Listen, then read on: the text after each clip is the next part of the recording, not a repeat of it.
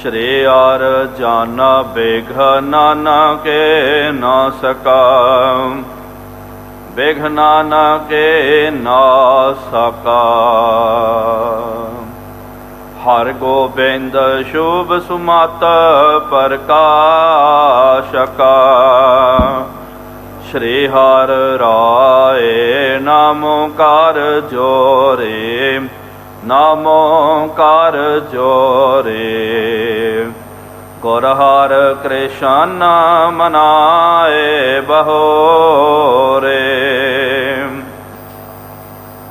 तेग बहादुर परम कृपाला, परम कृपाला।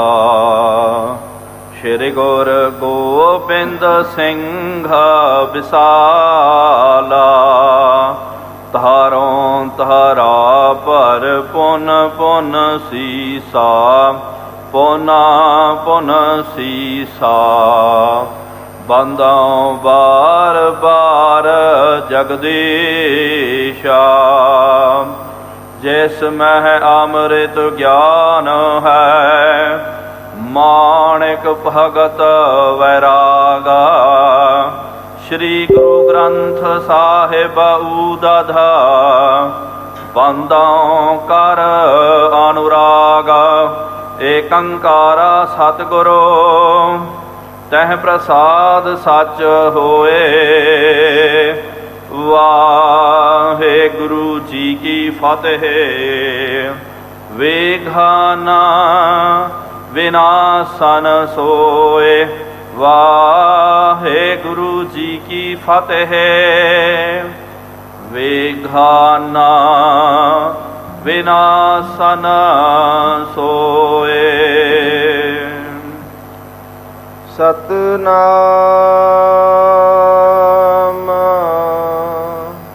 श्री वाहिगुरु जी दोहरा।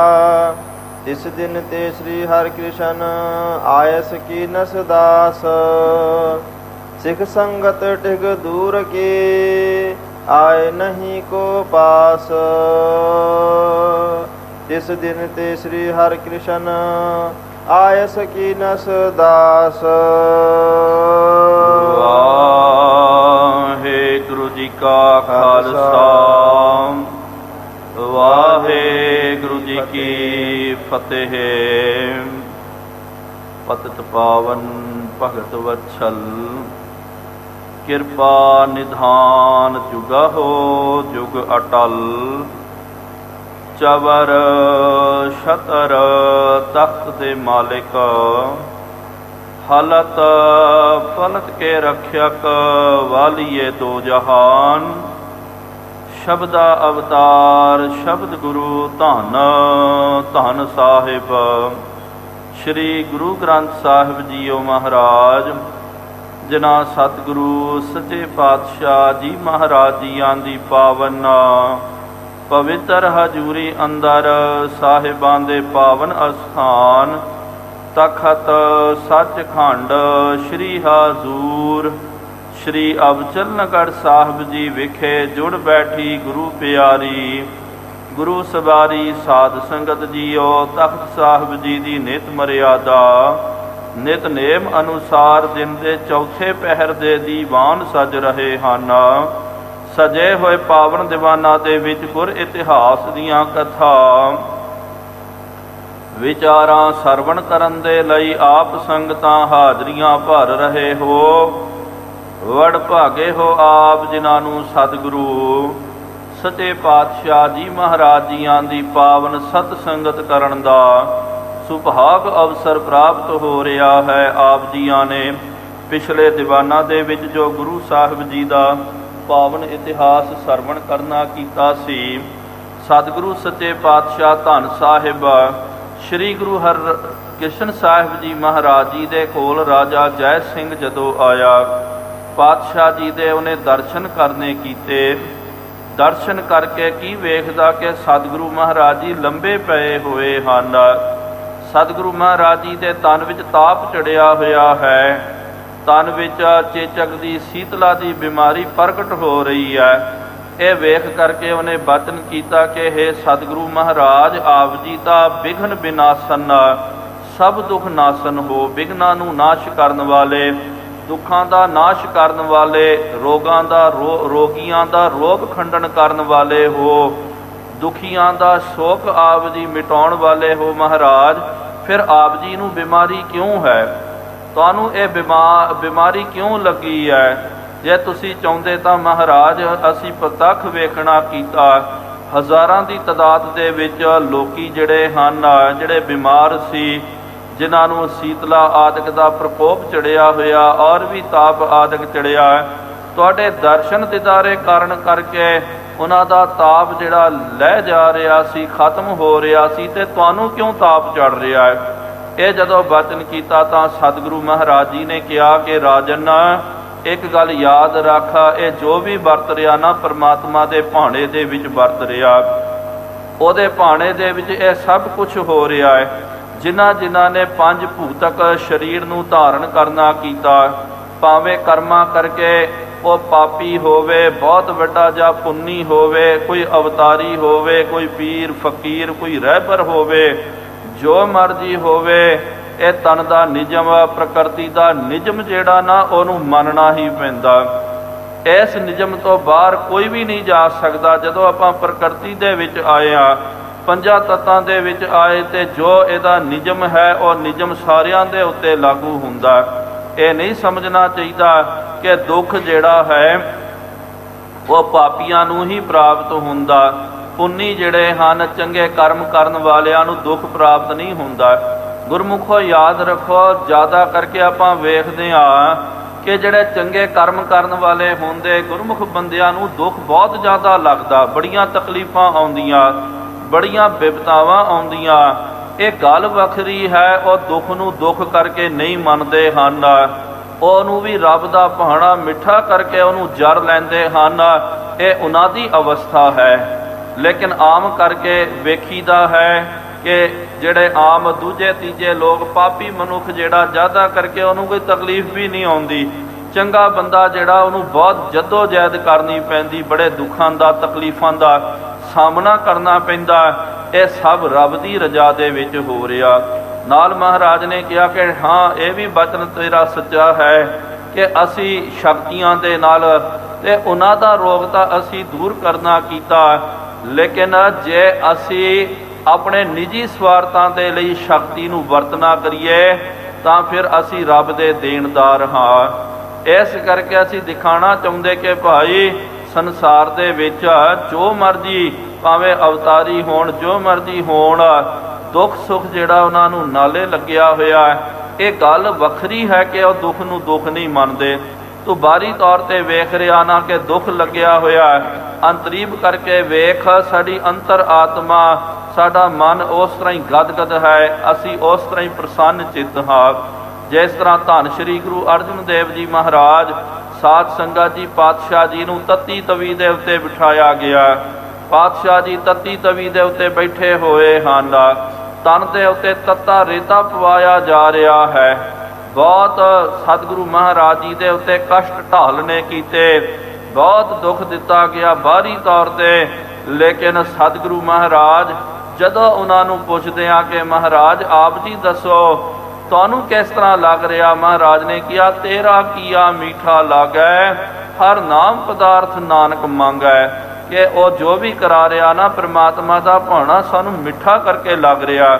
ਪਾਤਸ਼ਾਹ ਜੀ ਉਸ ਤਰ੍ਹਾਂ ਹੀ ਪ੍ਰਸੰਨ ਚਿੱਤ, ਆਨੰਦਿਤ ਹੋ ਕਰਕੇ, ਜਿਸ ਤਰ੍ਹਾਂ ਆਨੰਦ ਦੇ ਵਿੱਚ ਸ਼੍ਰੀ ਹਰਿਮੰਦਰ ਸਾਹਿਬ ਦੇ ਵਿੱਚ ਬਹਿ ਕਰਕੇ ਸੰਗਤਾਂ ਨੂੰ ਦਰਸ਼ਨ ਦਿਦਾਰੇ ਦਿਆ ਕਰਦੇ ਸਨ, ਇਸ ਤਰ੍ਹਾਂ ਹੀ ਅੱਜ ਮੇਰੇ ਸੱਚੇ ਪਾਤਸ਼ਾਹ ਜੀ ਤੱਤੀ ਤਵੀ ਦੇ ਉੱਤੇ ਵੀ ਉਹੀ ਆਨੰਦ ਦੇ ਵਿੱਚ ਬੈਠੇ ਹੋਏ, ਆਨੰਦ ਉਹਨਾਂ ਦਾ ਉਸ ਤਰ੍ਹਾਂ ਹੀ ਬਰਕਰਾਰ ਹੈ। ਸੋ ਮਹਾਰਾਜ ਨੇ ਕਿਹਾ, ਚੱਲਦਾ ਰਹਿੰਦਾ, ਇਹ ਤਨ ਜਜਰੀ ਹੈ, ਇਸ ਤਨ ਕੋ ਜਰਾ ਪਹੁੰਚੈ ਆਈ। ਕਿ ਤਨ ਜਿਹੜਾ ਨਾ, ਇਹ ਰੋਗਾਂ ਦਾ ਘਰ ਹੈ, ਇਹਨੂੰ ਰੋਗ ਲੱਗਦੇ ਹੀ ਰਹਿੰਦੇ ਹਨ। ਇਸ ਤਰ੍ਹਾਂ ਮਹਾਰਾਜ ਜੀ ਨੇ ਸਿੱਖਿਆ ਦਿੱਤੀ, ਉਹਨੂੰ ਉਪਦੇਸ਼ ਦਿੱਤਾ। ਆਓ ਸਾਧ ਸੰਗਤ ਜੀ, ਇਸ ਤੋਂ ਅਗਲੀ ਜੋ ਆਉਣ ਵਾਲੀ ਕਥਾ ਆਪਾਂ ਸਰਵਣ ਕਰਨਾ ਕਰੀਏ। ਕੋਈ ਵੀ ਰਸਨਾ ਵਾਂਝੀ ਨਾ ਰਵੇ। ਸਤਿਗੁਰੂ ਮਹਾਰਾਜ ਜੀਆਂ ਦੇ ਪਾਵਨ ਦਰ ਘਰ ਤੇ ਆਪਣੀ ਹਾਜ਼ਰੀ ਨੂੰ ਦਰਜ ਕਰਵਾਉਂਦਿਆਂ ਹੋਇਆਂ ਪ੍ਰੇਮ ਅਤੇ ਸਤਿਕਾਰ ਸਹਿਤ ਉਚਾਰਨ ਕਰਨਾ ਕਰੋ ਜੀ। ਸਤਿਨਾਮ ਸ਼੍ਰੀ ਵਾਹਿਗੁਰੂ ਜੀ। ਫਿਰ ਇੱਕ ਵਾਰੀ ਉਚਾਰਨ ਕਰੋ ਜੀ। ਸਤਿਨਾਮ ਸ਼੍ਰੀ ਵਾਹਿਗੁਰੂ ਜੀ। ਸਤਨਾਮ ਸ੍ਰੀ ਵਾਹਿਗੁਰੂ ਜੀ। ਦੋਹਰਾ। ਤਿਸ ਦਿਨ ਤੇ ਸ੍ਰੀ ਹਰਿ ਕ੍ਰਿਸ਼ਨ ਆਇਸ ਕੀਨਸ ਦਾਸ।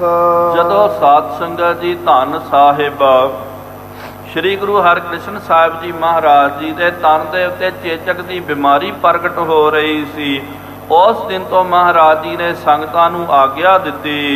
ਸਿੱਖ ਸੰਗਤ ਟਿਕ ਦੂਰ ਕੇ ਆਏ ਨਹੀਂ ਕੋ ਪਾਸ। ਮਹਾਰਾਜ ਨੇ ਕਹਿ ਦਿੱਤਾ ਕਿ ਭਾਈ ਜੋ ਵੀ ਗੁਰੂ ਕਾ ਪਿਆਰਾ, ਗੁਰੂ ਕਾ ਸਿੱਖ ਸੇਵਕ ਸਾਡੇ ਦਰਸ਼ਨ ਕਰਨ ਦੇ ਲਈ ਜੋ ਵੀ ਆਵੇਗਾ, ਉਹਨੂੰ ਸਾਡੇ ਲਾਗੇ ਨਾ ਲੈ ਕਰਕੇ ਆਓ, ਉਹਨੂੰ ਦੂਰ ਰੱਖਣਾ ਕਰੋ। ਭਈ ਜੋ ਜ਼ਰੂਰ ਹੀ ਚਾਹੀਏ ਆਏ। ਜੋ ਕਹਿੰਦਾ ਜੀ ਮੈਂ ਜ਼ਰੂਰ ਜਾਣਾ ਚਾਹੁੰਦਾ, ਮਹਾਰਾਜ ਜੀ ਨੂੰ ਮਿਲਣਾ ਹੀ ਚਾਹੁੰਦਾ, ਸੋ ਬੂਝੈ ਪੁਨਰਪ ਪ੍ਰਵੇਸ਼ਾਏ। ਉਹ ਪੁੱਛ ਕਰਕੇ ਕਿ ਭਾਈ ਕੀ ਕੰਮ ਹੈ, ਕੋਈ ਜ਼ਰੂਰੀ ਕੰਮ ਹੈ, ਕੋਈ ਵਿਸ਼ੇਸ਼ ਕੰਮ ਹੈ, ਉਹੀ ਬੰਦੇ ਨੂੰ ਸਾਡੇ ਕੋਲ ਲਿਆਇਆ ਜਾਵੇ। ਅਸੀਂ ਇਕਾਂਤ ਦੇ ਵਿੱਚ ਰਹਿਣਾ ਹੈ। ਤੇ ਨਾਲ ਗੁਰਮੁਖ ਇਹ ਵੀ ਕਿਹਾ ਜਾਂਦਾ ਕਿ ਇਹ ਜਿਹੜੀ ਬਿਮਾਰੀ ਹੁੰਦੀ ਸੀ ਨਾ ਚੇਚਕ ਦੀ, ਕਈ ਵਾਰੀ ਇਸ ਬਿਮਾਰੀ ਦੇ ਸੰਪਰਕ ਦੇ ਵਿੱਚ ਜਿਹੜਾ ਰੋਗੀ ਹੈ ਉਹਦੇ ਸੰਪਰਕ ਦੇ ਵਿੱਚ ਕੋਈ ਦੂਜਾ ਆ ਜਾਵੇ, ਇਹ ਬਿਮਾਰੀ ਉਹਨੂੰ ਵੀ ਲੱਗ ਜਾਂਦੀ ਸੀ, ਇਹ ਵੀ ਖਤਰਾ ਹੁੰਦਾ ਸੀ। ਇਸ ਕਰਕੇ ਮਹਾਰਾਜ ਨੇ ਕਿਹਾ ਕਿ ਜੋ ਵੀ ਆਉਣਾ ਚਾਹਵੇ ਉਹਨੂੰ ਪਹਿਲੇ ਪੁੱਛੋ ਕੀ ਕੰਮ ਹੈ, ਕੀ ਕਾਰਨ ਹੈ। ਕੋਈ ਵਿਸ਼ੇਸ਼ ਬਹੁਤ ਜ਼ਰੂਰੀ ਕੰਮ ਹੈ ਤਾਂ ਉਹਨੂੰ ਸਾਡੇ ਕੋਲ ਲੈ ਕੇ ਆਇਆ ਜਾਵੇ, ਨਹੀਂ ਤਾਂ ਉਹਨੂੰ ਕਹਿ ਦਿਓ ਕਿ ਭਾਈ ਬਾਹਰੋਂ ਤੁਸੀਂ ਦਰਸ਼ਨ ਕਰਕੇ ਚੱਲ ਜਾਓ। ਬੰਦੋਬਸਤ ਸਭ ਹੀ ਕਰ ਦੀਨ। ਇਸ ਤਰ੍ਹਾਂ ਗੁਰੂ ਕੇ ਸਿੱਖਾਂ ਨੇ ਪੂਰਾ ਬੰਦੋਬਸਤ ਕਰਨਾ ਕੀਤਾ। ਨਿਕਟ ਨਹੀਂ ਕੋ ਪਹੁੰਚੈ ਚੀਨ। ਸਦਾ ਵੇਖਦੇ ਰਹਿੰਦੇ ਕਿ ਭਾਈ ਮਹਾਰਾਜ ਜੀ ਦੇ ਲਾਗੇ ਕੋਈ ਵੀ ਨਾ ਜਾਵੇ। ਤਨ ਪਰ ਨਿਕਸੇ ਗਨ ਵਿਸਫੋਟ। ਹੁਣ ਤਨ ਦੇ ਉੱਤੇ ਮਹਾਰਾਜ ਜੀ ਦੇ ਬੜੇ ਵਿਸਫੋਟ, ਵਿਸਫੋਟ ਦਾ ਮਤਲਬ ਫੋੜੇ ਫਿਣਸੀਆਂ ਜਿਹਨੂੰ ਆਪਾਂ ਬੋਲਦੇ ਨਾ, ਜਿਸ ਤਰ੍ਹਾਂ ਕਿ ਆ ਜਦੋਂ ਬਿਮਾਰੀ ਦਾ ਪ੍ਰਕੋਪ ਹੁੰਦਾ ਨਾ ਸਾਧ ਸੰਗਤ ਜੀ, ਤੇ ਆਪਾਂ ਵੇਖ ਸਕਦੇ ਹਾਂ ਅੱਜ ਵੀ ਇਹ ਬਿਮਾਰੀ ਜਿਨ੍ਹਾਂ ਦੇ ਤਨ ਦੇ ਉੱਤੇ ਆਉਂਦੀ ਹੈ, ਤਨ ਦੇ ਵਿੱਚ ਛਾਲੇ ਪੈ ਜਾਂਦੇ ਹਨ, ਫੋੜੇ ਜੇ ਆ ਜਾਂਦੇ, ਉਹਦੇ ਵਿੱਚ ਪਾਣੀ ਜਾਂ ਭਰ ਜਾਂਦਾ। ਇਸ ਤਰ੍ਹਾਂ ਸਤਿਗੁਰੂ ਮਹਾਰਾਜ ਜੀ ਦੇ ਤਨ ਦੇ ਉੱਤੇ ਇਹ ਛਾਲੇ ਛੋਟੇ ਫੋੜੇ ਜਿਹੜੇ ਹਨ ਉਹ ਪ੍ਰਗਟ ਹੋਣੇ ਸ਼ੁਰੂ ਹੋ ਗਏ। ਸਘਨ ਅਧਿਕ ਕੋ ਦੀਰਘ ਛੋਟ। ਹੁਣ ਸਘਨ ਦਾ ਮਤਲਬ ਕਿ ਬਹੁਤ ਸਘਨੇ ਹੋ ਗਏ, ਤੇ ਕਈ ਫੋੜੇ ਬਹੁਤ ਵੱਡੇ ਤੇ ਕਈ ਛੋਟੀਆਂ ਫਿਣਸੀਆਂ ਹਨ। ਹਰਨ ਬਰਨ ਸਗਰ ਹੋਏ ਆਇਓ। ਪੂਰਾ ਸਰੀਰ ਜਿਹੜਾ ਨਾ ਤਨ ਦੇ ਵਿੱਚ ਇੰਨਾ ਤਾਪ ਚੜ ਕਰਕੇ ਆਇਆ, ਤਾਪ ਕਰਕੇ ਸਤਿਗੁਰੂ ਮਹਾਰਾਜ ਜੀ ਦਾ ਤਨ ਜਿਹੜਾ ਹੈ ਸੁਰਖ ਲਾਲੋ ਲਾਲ ਹੋ ਗਿਆ। ਸੋਜਾ ਕੁਛਕ ਦੇਹ ਦ੍ਰਿਸ਼ਟਾਇਓ। ਨਾਲ ਤਨ ਦੇ ਵਿੱਚ ਸੁਜਨ ਵੀ ਆ ਗਈ ਹੈ, ਸੋਜਾ ਵੀ ਨਜ਼ਰ ਆ ਰਿਹਾ ਹੈ। ਦਿਨ ਪ੍ਰਤ ਅਧਿਕ ਅਧਿਕ ਹੀ ਭਇਓ। ਇਸ ਤਰ੍ਹਾਂ ਇਹ ਬਿਮਾਰੀ ਜਿਹੜੀ ਹੈ ਦਿਨ ਪ੍ਰਤੀ ਦਿਨ ਇਹ ਵੱਧਦੀ ਜਾ ਰਹੀ ਹੈ, ਵੱਧਦੀ ਜਾ ਰਹੀ ਹੈ। ਘਰ ਕੋ ਵਿਸਫੋਟਨ ਹੋਏ ਗਇਓ। ਫਿਰ ਉਹ ਜਿਹੜੇ ਫਿਣਸੀਆਂ ਜਿਹੜੀਆਂ ਉਹਦੇ ਵਿੱਚ ਪਾਣੀ ਭਰਨਾ ਸ਼ੁਰੂ ਹੋ ਗਿਆ। ਸੁਧ ਲੈਬੇ ਆਏ ਮਸੰਦ। ਹੁਣ ਕਈ ਜਿਹੜੇ ਮਸੰਦ ਜਿਹੜੇ ਹਨ ਜੋ ਖਬਰ ਲੈਣ ਦੇ ਲਈ ਆਇਆ ਕਰਦੇ। ਕੈ ਸੰਗਤ ਨਰ ਕਿਧਾ ਬਿਲੰਦ। ਕੈ ਸੰਗਤ ਕੋਈ ਵਿਸ਼ੇਸ਼, ਕੋਈ ਮਹਾਂਪੁਰਖ, ਕੋਈ ਵਿਸ਼ੇਸ਼ ਕੋਈ ਕੰਮ ਵਾਲਾ ਜਿਹੜਾ ਗੁਰਮੁਖ ਪਿਆਰਾ ਉਹੀ ਆ ਰਿਹਾ ਹੈ। ਕੋ ਖਬਰ ਬਹਿ ਰਹੀ ਦੇਤ। ਹੁਣ ਉਹਨਾਂ ਨੇ ਜੇ ਕੋਈ ਵਾਚਨ ਕਰਨਾ ਜਾਂ ਪੁੱਛ ਪੜਤਾਲ ਕਰਨੀ, ਮਹਾਰਾਜ ਨੂੰ ਪੁੱਛ ਕਰਕੇ ਜਿਹੜੇ ਸਿੱਖ ਸੇਵਾਦਾਰ ਜਿਹੜੇ ਹਜੂਰੀਏ ਹਨ ਉਹੀ ਫਿਰ ਉਹਨਾਂ ਨੂੰ ਬਾਰ-ਬਾਰ ਆ ਕਰਕੇ ਦੱਸ ਦਿਆ ਕਰਦੇ। ਸਤਿਗੁਰ ਪੌਢੇ ਬੀਚ ਨਿਕੇਤ। ਸਤਿਗੁਰੂ ਸੱਚੇ ਪਾਤਸ਼ਾਹ ਜੀ ਮਹਾਰਾਜ ਨਿਕੇਤ ਘਰ ਦੇ ਵਿੱਚ ਮਹਾਰਾਜ ਜੀ ਵਿਰਾਜਮਾਨ ਹਨ। ਆਹੋ ਹਮੇਸ਼ ਪਠੈ ਉਮਰਾਵ। ਬਾਦਸ਼ਾਹ ਜਿਹੜਾ ਆਪਣਾ ਉਮਰਾਵ ਆਦਿਕ ਭੇਜਦਾ। ਹਰ ਆਵਤ ਨਿਤ ਜੈ ਸਿੰਘ ਰਾਓ। ਔਰ ਜੈ ਸਿੰਘ ਰਾਜਾ ਜਿਹੜਾ ਉਹ ਵੀ ਕਦੇ ਕਦਾਈ ਆ ਜਾਂਦਾ ਮਹਾਰਾਜ ਜੀ ਦੇ ਦਰਸ਼ਨ ਕਰਨ ਦੇ ਲਈ। ਸਭ ਤੇ ਉਦਾਸੀਨ ਬ੍ਰਿਤ ਕਰ ਕਾ। ਹੁਣ ਮਹਾਰਾਜ ਜੀ ਨੇ ਸਾਧ ਸੰਗਤ ਜੀ ਉਦਾਸੀਨ ਬਿਰਤੀ ਨੂੰ ਧਾਰਨ ਕਰਨਾ ਕੀਤਾ। ਭਾਵ ਕਿ ਸਤਿਗੁਰੂ ਮਹਾਰਾਜ ਇਕਾਂਤ ਦੇ ਵਿੱਚ ਰਹਿੰਦੇ, ਜ਼ਿਆਦਾ ਕਿਤੇ ਵਿੱਚ ਪ੍ਰਵਿਰਤ ਆਸਕਤ ਨਹੀਂ ਹੁੰਦੇ। ਕੌਡੇ ਰਹਿ ਤੂਸ਼ਨੀ ਧਰ ਕਾ, ਮੌਨ ਨੂੰ ਧਾਰਨ ਕਰਕੇ ਸਤਿਗੁਰੂ ਮਹਾਰਾਜ ਲੰਬੇ ਪਏ ਰਹਿੰਦੇ ਹਨ। ਜਾਣਿਓ ਸਭਨ ਪ੍ਰਥਮ ਜਿਮ ਭਇਓ, ਹੁਣ ਪਹਿਲੇ ਜਿਸ ਤਰ੍ਹਾਂ ਜੋ ਭਾਣਾ ਵਰਤਿਆ ਨਾ ਸਾਰੇ ਜਾਣ ਗਏ। ਰਾਮ ਰਾਏ ਜੈਸੇ ਬਚ ਕੀਓ, ਹੁਣ ਸਾਰਿਆਂ ਨੇ ਕਿਹਾ ਕਿ ਦੇਖੋ ਜੀ ਰਾਮ ਰਾਏ ਨੇ ਜੋ ਬਚਨ ਕੀਤਾ, ਉਹਨੇ ਜਿਹੜਾ ਸ਼ਰਾਪ ਦਿੱਤਾ ਨਾ ਜੀ, ਇਹ ਤਾਂ ਕਾਲ ਦਾ ਖਾਜਾ ਹੈ, ਸੀਤਲਾ ਦੇ ਖਾਜੇ ਬਣ ਜਾਣਗੇ। ਲੱਗਦਾ ਉਹਦਾ ਬਚਨ ਜਿਹੜਾ ਕੀਤਾ ਹੋਇਆ ਪੂਰਾ ਹੋ ਰਿਹਾ ਹੈ। ਸੋ ਅਬ ਸਾਚ ਹੋਏ ਨਹਿ ਟਰੈ, ਹੁਣ ਉਹ ਬਚਨ ਸੱਚਾ ਹੋਣ ਜਾ ਰਿਹਾ ਹੈ। ਲੱਗਦਾ ਉਹ ਬਚਨ ਟਲੇਗਾ ਨਹੀਂ ਹੈ, ਕਿਉਂਕਿ ਮਹਾਰਾਜ ਨੇ ਉਹਨੂੰ ਵੀ ਵਰ ਦਿੱਤਾ ਸੀ ਕਿ ਰਾਮ ਰਾਏ ਤੇਰੀ ਰਸਨਾ ਦੇ ਉੱਤੇ ਸਾਡਾ ਵਾਸਾ ਹੋਵੇਗਾ। ਨਾਹਿ ਤਾਂ ਕਿਮ ਸਤਿਗੁਰ ਇਮ ਪਰੈ, ਨਹੀਂ ਤਾਂ ਭਾਈ ਸਤਿਗੁਰੂ ਮਹਾਰਾਜ ਨੂੰ ਇਹ ਬਿਪਤਾ ਕਿਸ ਤਰ੍ਹਾਂ ਪ੍ਰਾਪਤ ਹੋ ਸਕਦੀ ਹੈ।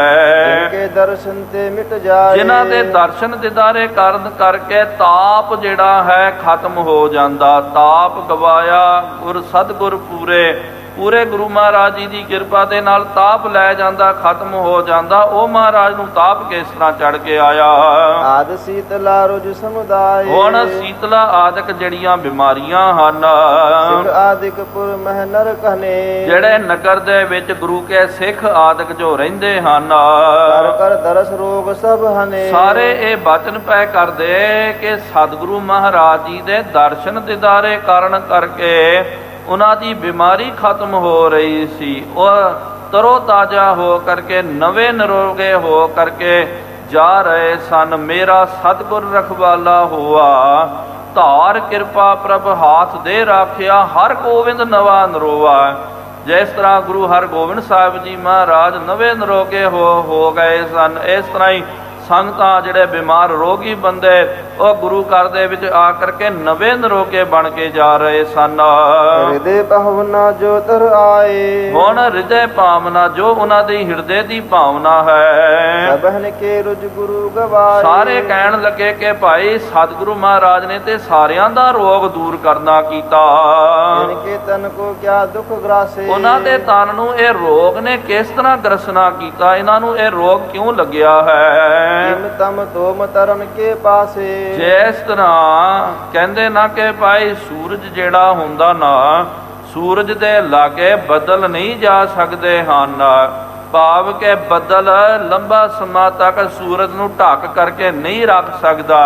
ਇਸ ਤਰ੍ਹਾਂ ਹੀ ਮਹਾਰਾਜ ਜੀ ਦੇ ਕੋਲ ਕੋਈ ਵੀ ਰੋਗ ਨਹੀਂ ਜਾ ਸਕਦਾ। ਫਿਰ ਇਹ ਮਹਾਰਾਜ ਨੂੰ ਕਿਉਂ ਹੋ ਕਰਕੇ ਆਇਆ, ਇਹਦਾ ਕੀ ਕਾਰਨ ਹੈ। ਮਿਲਹਿ ਗੁਰੂ ਕੇ ਪੌਰਜ ਆਵਹਿ, ਜਿਹੜੀਆਂ ਵੀ ਗੁਰੂ ਕੀਆਂ ਸੰਗਤਾਂ ਜੋ ਆ ਕਰਕੇ ਗੁਰੂ ਘਰ ਦੇ ਵਿੱਚ ਬਾਰ-ਬਾਰ ਮਿਲਦੀਆਂ, ਇਸ ਵਿਧ ਆਪਸ ਵਿਖੈ ਸੁਣਾਵਹਿ, ਇਸ ਤਰ੍ਹਾਂ ਹੀ ਆਪਸ ਦੇ ਵਿੱਚ ਬਚਨ ਬਿਲਾਸ ਕਰਦੇ ਹਨ, ਇੱਕ ਦੂਜੇ ਨੂੰ ਕਹਿੰਦੇ ਦੱਸਦੇ। ਬੈਸ ਅਲਪ ਗੁਰਤਾ ਅਬ ਪਾਈ, ਕੋਈ ਕਹਿਣ ਲੱਗਾ ਕਿ ਦੇਖੋ ਜੀ ਸਤਿਗੁਰੂ ਮਹਾਰਾਜ ਅਲਪ ਬੈਸ, ਬਹੁਤ ਛੋਟੀ ਉਮਰ ਦੇ ਵਿੱਚ ਪਾਤਸ਼ਾਹ ਜੀ ਨੂੰ ਗੁਰਤਾ ਗੱਦੀ ਪ੍ਰਾਪਤ ਹੋਈ ਹੈ। ਨਹਿ ਆਗੇ ਸੰਤਤ ਉਪਜਾਈ, ਹੁਣ ਇਹਨਾਂ ਦੇ ਅੱਗੇ ਇਹਨਾਂ ਦੀ ਕੋਈ ਸੰਤਾਨ ਨਹੀਂ ਹੈ। ਭਾਵ ਕਿ ਗੁਰਮੁਖੋ ਧੰਨ ਸ਼੍ਰੀ ਗੁਰੂ ਹਰਿਕ੍ਰਿਸ਼ਨ ਸਾਹਿਬ ਜੀ ਮਹਾਰਾਜ ਜੀ ਦਾ ਛੋਟੇ ਉਮਰ ਦੇ ਵਿੱਚ ਪਾਤਸ਼ਾਹ ਜੀ ਭਾਣਾ ਵਰਤਾ ਗਏ ਸਨ। ਇਸ ਕਰਕੇ ਮਹਾਰਾਜ ਜੀ ਦਾ ਵਿਵਾਹ ਕਾਰਜ ਵੀ ਜਿਹੜਾ ਹੈ ਉਹ ਨਹੀਂ ਹੋ ਸਕਿਆ।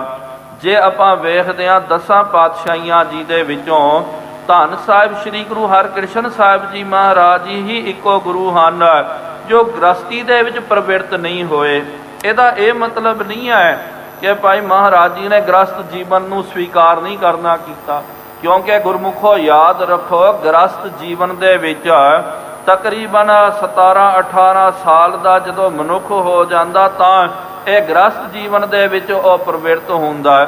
ਲੇਕਿਨ ਪਾਤਸ਼ਾਹ ਜੀ ਤਾਂ 8 ਸਾਲ ਦੀ ਉਮਰ ਦੇ ਵਿੱਚ ਹੀ ਭਾਣਾ ਵਰਤਾ ਦਿੱਤਾ ਸੀ। ਹੁਣ ਸਾਰੇ ਕਹਿਣ ਲੱਗੇ ਕਿ ਭਾਈ ਮਹਾਰਾਜ ਜੀ ਨੇ ਅੱਗੇ ਕੋਈ ਮਹਾਰਾਜ ਜੀ ਦੀ ਸੰਤਤੀ ਨਹੀਂ ਹੈ, ਅੱਗੇ ਮਹਾਰਾਜ ਜੀ ਦੀ ਕੋਈ ਸੰਤਾਨ ਆਦਿਕ ਨਹੀਂ ਹੈ। ਦਾਸ ਨਹੀਂ ਅਸ ਲਾਇਕ ਕੋਈ, ਹੁਣ ਮਹਾਰਾਜ ਜੀ ਦੇ ਕੋਲ ਕੋਈ ਲਾਇਕ ਦਾਸ ਵੀ ਨਹੀਂ ਹੈ ਕਿ ਭਾਈ ਜਿਹਨੂੰ ਆਪਾਂ ਕਹਿ ਸਕਦੇ ਹਾਂ ਕਿ ਭਾਈ ਇਹ ਬੰਦਾ ਭਾਈ ਇਹਦੇ ਅੰਦਰ ਬੜੀ ਲਿਆਕਤ ਹੈ, ਇਹ ਬੜਾ ਸਮਝਦਾਰ ਹੈ, ਭਾਈ ਇਹਨੂੰ ਗੁਰਤਾ ਗੱਦੀ ਦੇਣੀ ਚਾਹੀਦੀ ਹੈ।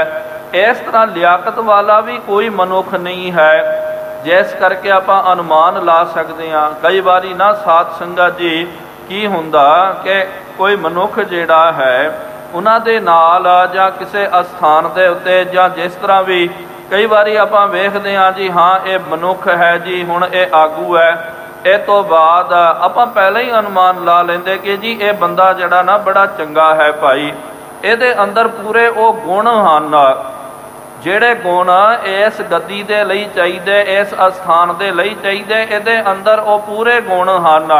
ਪਹਿਲਾਂ ਤੋਂ ਹੀ ਆਪਾਂ ਅਨੁਮਾਨ ਲਾ ਲੈਂਦੇ, ਕਹਿੰਦੇ ਆ ਕਿ ਨਹੀਂ ਜੀ ਇਹ ਬੰਦਾ ਨਾ ਇਸ ਗੱਦੀ ਦੇ ਇਸ ਥਾਂ ਦੇ ਉਚਿਤ ਹੈ।